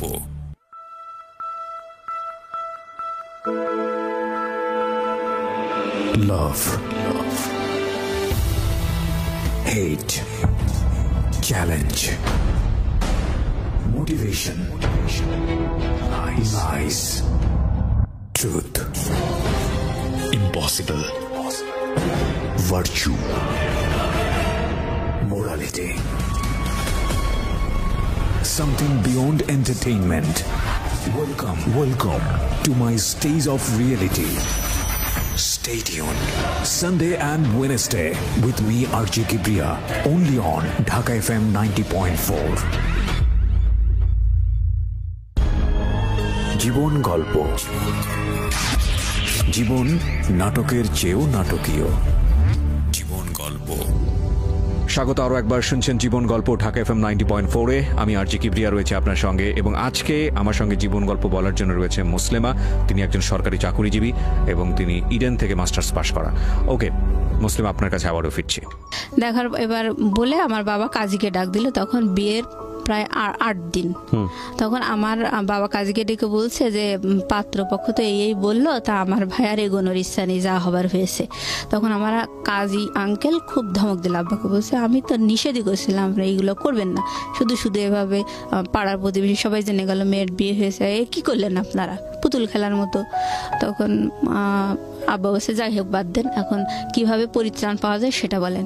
বলছে যে এই বিয়েটা রেজিস্ট্রি হয়নি, পাত্রের সই নেই, সুতরাং পাত্রের সইয়ের ব্যবস্থা করতে হবে, করার পরে বিয়ে রেজিস্ট্রি করতে হবে, সেই রেজিস্ট্রি করার পরে যখন আপনারা ডিভোর্সের আয়োজন করবেন সেই সময় আপনারা দেনমোহর যে 1 লাখ টাকা করা আছে ওই টাকাটা আপনারা দাবি করতে পারবেন। তখন আব্বা বলছে আমি এত দূর এগোতে চাই না, আমি এখনই সমাধান চাই। কি আছে বলেন? বলছে যে তখন কাজী বলছে যে এখন সমাধান একটাই, সেটা হচ্ছে 2 পক্ষ আপনারা এক জায়গায় হাজির হবেন এবং আপনারা সাক্ষী রাখবেন যে আপনারা পরবর্তীতে কেউ কাউকে ডিস্টার্ব করবেন না, যার যার লাইফ সেটেল, তো আপনি কখনো ডিস্টার্ব করবেন না, এবং হচ্ছে কোনো দাবি দেওয়া নেই, কিছু নেই, সব বাদ। এই বলে ওই কাবিনের কাগজটা যে রেজিস্টারে আমার আছে ওই কাগজটা আমি ছিঁড়বো, ছিঁড়ার পরে আপনারা ওই 2 জনের সাক্ষী রেখে ওই কাগজটা ছিঁড়ে ড্রেনে ফেলে দেবেন। তো এটাই করলো। হ্যাঁ, এইভাবেই মানে ড্রেনে ফেলে দিল 2 পক্ষের সাক্ষী রেখে, ওই বিয়ে ওখানেই শেষ হয়ে গেল। বাস এই কয়দিনের মাথায় শেষ বিয়ে? হ্যাঁ, এই কয়েকদিনের মাথায় খরচ পাঠাবে না, এই কারণে বিয়ে শেষ হয়ে গেল। হ্যাঁ হ্যাঁ হ্যাঁ, মানে ওরা আসলে আমার বাবা মা ওরা মনে করছিল আমার বাবা মা হয়তো খুব লোভী, 2-4 দিন বিয়ে হতে না হতে এইভাবে চাকরি খরচ দাও, বিয়ের খরচ, মানে বিএসসি পড়াও, ওরাও মনে করছিল এরা তো আমাদের উপর অনেক প্রেশার ক্রিয়েট করছে, এই কারণে ওরা সরে গেল। আর ওদের মনের কথা তো ওরা বলেছিলই যে পড়াবে না। বিয়ের পরে ওদের মনের কথা ওরা বলেছে, বিয়ের আগে বলছিল যে আমি তো থাইল্যান্ডে নিয়ে এসেও মেয়েকে পড়াতে পারি, এরকম বলছিল। বিয়ের পরে আসল কথা যখন মুখোশ ওদের খুলে গেল, তখন আমার বাবা এইভাবে বিয়েটা আসলে বাদ হয়ে গেল। হওয়ার পরে আমি মানে তখন আমার বয়ফ্রেন্ড এটা বলল, আমার বিয়ে বাদ হয়ে গেল, সব মিলায় মানে আমার মানে আমি যে কোন জগতে হারিয়ে গেছি মানে আমি বুঝাতে পারবো না, মানে এটা সহ্য করার মতো না। তারপরে আমি ভাবছিলাম যে আমি আসলে সুইসাইড করবো, এরকম মানে বোকার মতো একা একা রাস্তায় হাঁটতাম, খুব খারাপ লাগতো, মনে হতো আমি সুইসাইড করি। মানে আমার তো কোনো দিক থেকে কোনো দোষ নেই, তারপরেও আমাকে এরকম একটা ইয়ে করলো সবাই মিলে, আমার আসলে এই জীবনে কোনো মূল্য নেই এরকম ভাবতাম। তারপরে মনে হতো না, এটা আসলে আল্লাহর বিচার হতেই পারে না, যেভাবে আমাকে মেরে ধরে রাজি করাইছে, পাত্র দেখতে দেয়নি, আমাকে উপহাস করেছে, মানে আল্লাহ বোধহয় অসন্তুষ্ট হয়ে বিয়েটা ভেঙে গেছে, ভালোই হয়েছে, মানে আমি তো আসলে এটা চাইনি হোক, তো বিয়ে ভেঙে গেছে ভালোই হয়েছে এরকম ভাবতাম। কিন্তু গায়ে তো কালি লেগে গেল, আরো 10 জন তো জানলো, এই হতাশা নিয়ে আসলে খুব কষ্ট লাগতো ওই সময়। পরে আমার বাবা বলতো যে মা মনোযোগ দিয়ে পড়াশোনা করো, চাকরি বাকরির জন্য চেষ্টা করো, যা হবার হয়েছে ভুলে যাও, মানে তাদের কথা হচ্ছে ওসব কোনো ব্যাপার না, ভুলে যাও, খুব সহজেই বলতো আর কি। তো আমি তখন খুব রাগ হতাম, হ্যাঁ তোমরা তো সবাই মিলে মেরে ধরে এরকম করলে, তাহলে এখন অমনি বলছো ভুলে যাওয়া এত সহজ নাকি সবকিছু? আমার মনের উপর কতটা প্রেশার এসছে, আমি কত কষ্ট পেয়েছি, এগুলো তো তোমরা জানতে চাও না। তখন আমার মা আর আমার বোন বললো, এগুলো তো এসব তোর কপালে ছিল, কপাল মানিস না কিসের জন্য, এগুলো সব তো তোর কপালে ছিল, এভাবে বলতে লাগলো। কপাল। তো আমি আসলে এইসব কথাগুলোর কোনো মানে আমি দিক বিদিক শূন্য হয়ে যেতাম, এরকম এক একটা মানে আশ্চর্য করা অন্যায় কথা শুনে আমার কাছে খুব খারাপ লাগতো, কিন্তু আমি আসলে প্রতিবাদ করতাম না। মানে আমি জানি যে সবাই আমার সাথে এরকমই দুর্ব্যবহার করে, যার কারণে আমি সবসময় চুপচাপ থাকতাম, কোনো প্রতিবাদ করতাম না। তো অনেক কষ্ট লাগতো। আমি মানে যখন আমার খুব খারাপ লাগতো, আমি তাহাজ্জুদের নামাজ পড়তাম, মানে কান্নাকাটি করতাম। আমার ওই সময় মানে এত বেশি খারাপ লাগতো, আমি কোরআন শরীফ মানে এইভাবে আমি নিজের কষ্টগুলোকে মানে কম করার চেষ্টা করতাম। তো আমার মানে খুব প্রত্যেক বছর আমি চাকরি পরীক্ষায় টিকার পরে আমার খুব কষ্ট করে মানে আমার এই 16 সালে চাকরি হয় আর কি। আমি প্রতি বছর চাকরি পরীক্ষায় টিকি, যখনই আমার চাকরি হয় না তখনই আমার সরকারি চাকরি, হ্যাঁ সরকারি চাকরি, আমার মা আমাকে বলে যে তোরে আল্লাহ ঘৃণা করে, এই জন্য তো চাকরি হয় না, তোর মনে করো দূরভিসন দিছিল এই জন্যই তো চাকরি হয় না। এরকম এক এক সময় যখনই দেখা যায় যে ভাইবার রেজাল্টে আমার রোল নাম্বার আসেনি, তখনই আমার মা এক একটা উদ্ভট কথা বলতো, এরকম করে মানে আমাকেই সবসময় দোষারোপ। তো আমার খুব কষ্ট লাগতো। তো অবশেষে অনেক চেষ্টা করতে করতে আমার 2016 সালে চাকরি হয়েছে আর কি। মানে ওই সময় আমার বাবা আবার অ্যাক্সিডেন্ট করে পা ভেঙে যায়। তো আমার চাকরি হওয়া দেখে আর আমার বাবা অসুস্থ, ওই অবস্থা দেখে আমার সংসারের সমস্ত দায়িত্ব আমার ঘাড়ের উপর এসে পড়লো। ইভেন আমার বাবা বলতে লাগলো যে হ্যাঁ আমি অসুস্থ, তা আমার ট্রিটমেন্টের জন্য তুমি লোন নাও। তো এই অবস্থায় আমি সংসার ঠেলছি, লোন আছে, সে লোনের কিস্তি দিচ্ছি, এরকম করেই মানে আমার বর্তমান লাইফ চলছে। তো এখনো বিয়ের প্রস্তাব আসলে আমার মায়ের পাড়া প্রতিবেশীরা বলে দেয় যে ওই মেয়েটা একবার বিয়ে হয়েছিল, মানে ভাঙার চেষ্টা করে এক কথা। এখন আমার একটা সরকারি চাকরি হয়েছে, এখন তো আমার একটু ডিমান্ড হয়েছে এই। তো সেই হিসেবে যখন আসে পাড়া প্রতিবেশীরা শত্রুতা করে ওই বিয়েটার কথা বলে ভেঙে দেয়, হ্যাঁ ওই মোবাইলে বিয়েটার কথা বলে ভেঙে দেয়। তো কিন্তু পাড়া প্রতিবেশীরা সবাই জানে যে আমি আমার হাজবেন্ডকে দেখিয়ে দিই চোখে, এইটা কিন্তু বলে না। পরে তো পাত্রপক্ষ যখন বেশি আগ্রহ নিয়ে আমার মায়ের কাছে জিজ্ঞেস করে যে ঘটনাটা কি, কারণ অনেক ম্যারিড মেয়েদেরও তো বিয়ে হয় তাই না। তো আমার মায়ের কাছে যখন যায় তখন আমার মা বলে যে না, পাড়া প্রতিবেশীরা যা বলছে সব মিথ্যা কথা, এরকম কিছুই হয়নি। তখন তো বিষয়টা আরো জটিল হয়ে যায়, এবং সবাই মনে করে যে না, বাবা মা তো সন্তানের দোষ ত্রুটি ঢেকে, তাহলে পাড়া প্রতিবেশীরাই ঠিক বলছে, নিশ্চয়ই মেয়ে কোনো কেলেঙ্কারি করছিল আর ওর বাবা মা গোপন করছে। তার মানে সবাই ভাবে যে ওই বিয়েটা আসলে আমি খারাপ, আমি পালিয়ে গিয়ে বিয়ে করছিলাম, কোনো একটা অ্যাক্সিডেন্ট, আমারই দোষ, এটাই পাত্রপক্ষ ভাবে আর মানে বিয়ে ভেঙে যায়। তার মানে চিন্তা করে দেখুন যে ও কিন্তু এখন ইডেনে পড়াশোনা করছে, ও কোনো পরিচয় এখানে গোপন করেনি এবং খুব সাহসীভাবে নিজের ভূমিকা এখানে সে তুলে ধরেছে যে ইডেনে পড়াশোনা করছে। আপনি মাস্টার্সে পড়ছেন না? জি জি। কোন সাবজেক্টে পড়ছেন? পলিটিক্যাল সায়েন্সে মাস্টার্সে পড়ছে, ডিপ্লোমা করাও এবং একটা সরকারি চাকরি করে। আমি গ্রাজুয়েশন এখান থেকেই করছি, ইডেন থেকে গ্রাজুয়েশন করে, ইডেন থেকে গ্রাজুয়েশন করা, ইডেনে মাস্টার্স করছে এবং একটা সরকারি চাকরি করছে একটা মেয়ে, এবং দেখতে শুনতে যথেষ্ট সুন্দর মাশাআল্লাহ। আমি ছবি দিয়ে দিয়েছি, আমার ফেসবুক পেজে আছে এবং ইউটিউবে আপনারা আসলে দেখতে পাবেন। এই মেয়েটার শুধুমাত্র পারিবারিক অবহেলা এবং ভুল সিদ্ধান্তের কারণে সামাজিকভাবে সে কতটা বাধাগ্রস্ত হয়ে একটা অনিশ্চিত ভবিষ্যতের দিকে চলে যাচ্ছে। তো আপনি আজকে কেন আসলেন জীবন গল্পে এই গল্পটা বলার জন্য, এবং এত নিজেকে একেবারে প্রকাশ করে কোনো পরিচয় গোপন করেননি, ছবি দিয়ে কেন আপনি সাহসী ভূমিকা নিতে গেলেন? আমি আসলে সাহসী ভূমিকা নিয়েছি কারণ আমি আমার দিক থেকে অলওয়েজ রিয়েল। ওকে, আমি কখনো মানে ঢাক গুড় এই ধরনের মানে আমার মা যেভাবে ঢেকছে দোষগুলো, আমি এগুলো পছন্দ করি না। আর কথা হচ্ছে আমি কখনো মানে কোনো কিছু জটিল বা রহস্য রেখে, কোনো কিছু গোপন রেখে, ভুল ত্রুটি গোপন রেখে আমার কোনো স্বার্থ উদ্ধার হোক, এটা আমি কখনো চাই না, আমি পছন্দ করি না এগুলো। তো আমার মা যেভাবে গোপন করছে এটা আসলে তারই দোষ, মানে এগুলো তো তারাই দিয়েছে, দোষ তো তাদের। এখন তারা এগুলো মানে স্বীকার করছে না, স্বীকার করলে দেখা যাচ্ছে হয়তো পাত্রপক্ষ তাদের সাথে বার্গেনিং করবে যে কেন এভাবে বিয়ে দিলেন। আচ্ছা আচ্ছা, আমার মা তো নিজেদের দোষ মোটেই ধরতে চায় না। আর কথা হলো যে কপালে ছিল, এই হলো বলতো সব সময়। তো যাই হোক, এখন এইভাবেই বাধাগ্রস্ত অবস্থায় আছে। তো আমার মা আপাতত একটা ঘটক ধরেছে, সেটা তারই একটা দুলাভাই। হ্যাঁ, তাকে বলেছে যে আমাদের এলাকায় অনেক শত্রুর মধ্যে আমি বসবাস করি, আমার মেয়ের বিয়ে বারবার এভাবে ভেঙে যাচ্ছে, তো আমি চাই যে মেয়েকে অন্য জায়গায় এনে বিয়ে দিতে।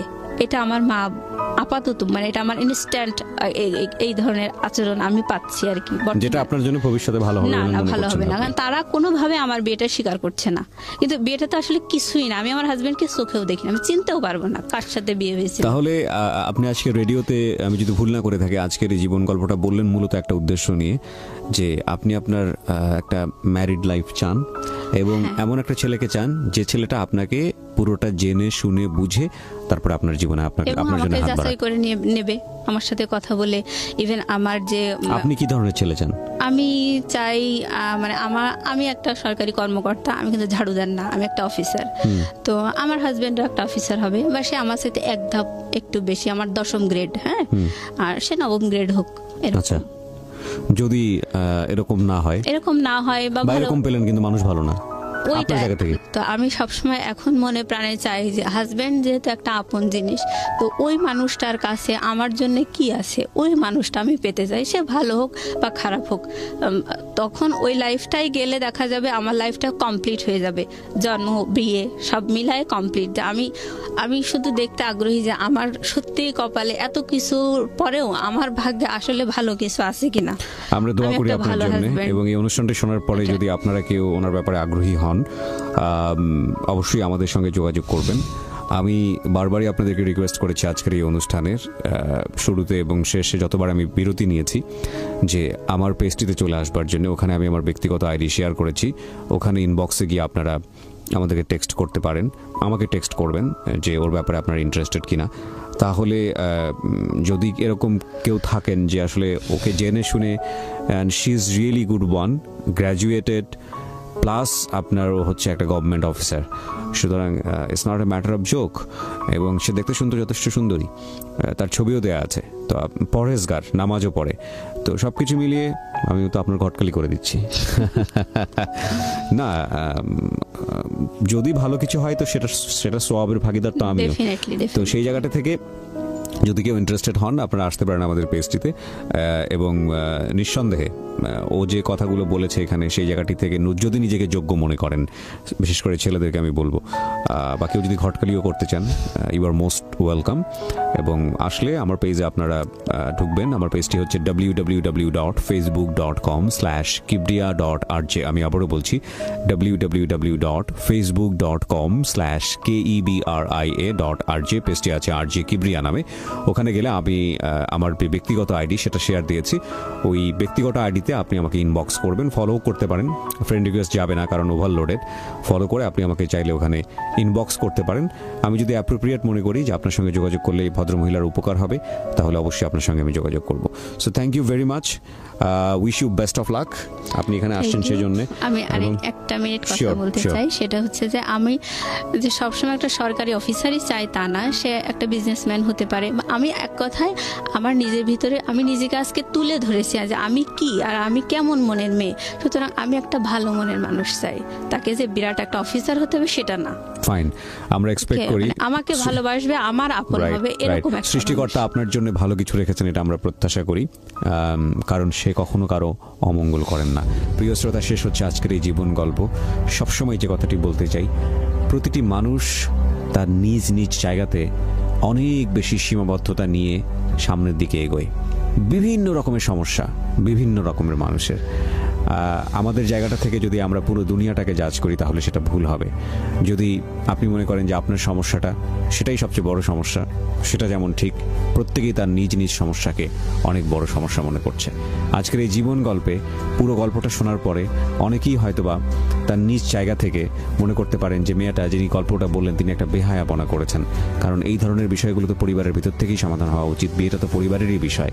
আমি শুধু তাদেরকে একটা কথাই বলতে চাই, কথাটা আপনি ঠিকই বলেছেন, কিন্তু জীবন গল্পও এটা এমন একটা প্ল্যাটফর্ম, এটাও প্রতিটি মানুষেরই একটা পরিবারের অংশ হয়ে গেছে, হতে পেরেছে। আমি বলবো এটা আমাদের অনেক বড় একটা পাওয়া, কারণ এখানে এসে যে সফলতার মুখ আমরা দেখেছি গত 7 থেকে 8 বছরের এন্টায়ার মাই ক্যারিয়ার, আমি কখনোই আমার রেডিওতে এই জিনিসটা হলফ করে প্রচার করিনি যে এই অনুষ্ঠানে আসার পরে ক্যান্সারের রোগী সে কী পরিমাণ অর্থ সাহায্য পেয়েছে, এই অনুষ্ঠানে আসার পরে একজন দুস্থ পড়াশোনা করতে পারছে না, সে সাহায্য পেয়ে আজকে সে কোথায় পড়াশোনা করছে, এই অনুষ্ঠানে আসার পরে একজন মেয়েকে বিয়ে দিতে পারছে না, মানুষ তাকে সাহায্য করে সে তার মেয়ে কোথায় আছে, এখন কীভাবে সংসার হচ্ছে, এগুলো আমি কখনো প্রচার করিনি। কেন করিনি জানেন? কারণ এটা নিজের ঢোল পেটানো হয়, সাফল্যের কথা বলা হয়, এবং এটা ভালো লাগে না করতে, কারণ এটা তো আসলে আপনাদেরই কন্ট্রিবিউশন, এখানে আমার কিছুই করার নেই। আমি শুধু একজন উপস্থাপক মাত্র, আমি শুধু এখানে আপনাকে উপস্থাপন করি মাত্র, সেই কাজটি আমি মনোযোগ দিয়ে করার চেষ্টা করি। সুতরাং ক্রেডিট আসলে সব কিছুই আপনাদের। আর আজকে আমাদের এই যিনি গেস্ট, তিনি যেই সমস্যাটি নিয়ে এসছেন সেটা তার আজীবনের অনেক বড় একটা সমস্যা। তিনি তার পরিবারের উপর আস্থা রাখতে পারছেন না বলেই তিনি এখানে এসছেন, এবং তিনি আমাদের এই রেডিও অনুষ্ঠানটিকে সবচাইতে গ্রহণযোগ্য মনে করেছেন সেই জায়গাটি থেকে। এটা যে আমাদের জন্য কত বড় পাওয়া, দ্যাট ইজ বিয়ন্ড ইমাজিনেশন। অনেক বেশি ভালো থাকুন। আজকের মতো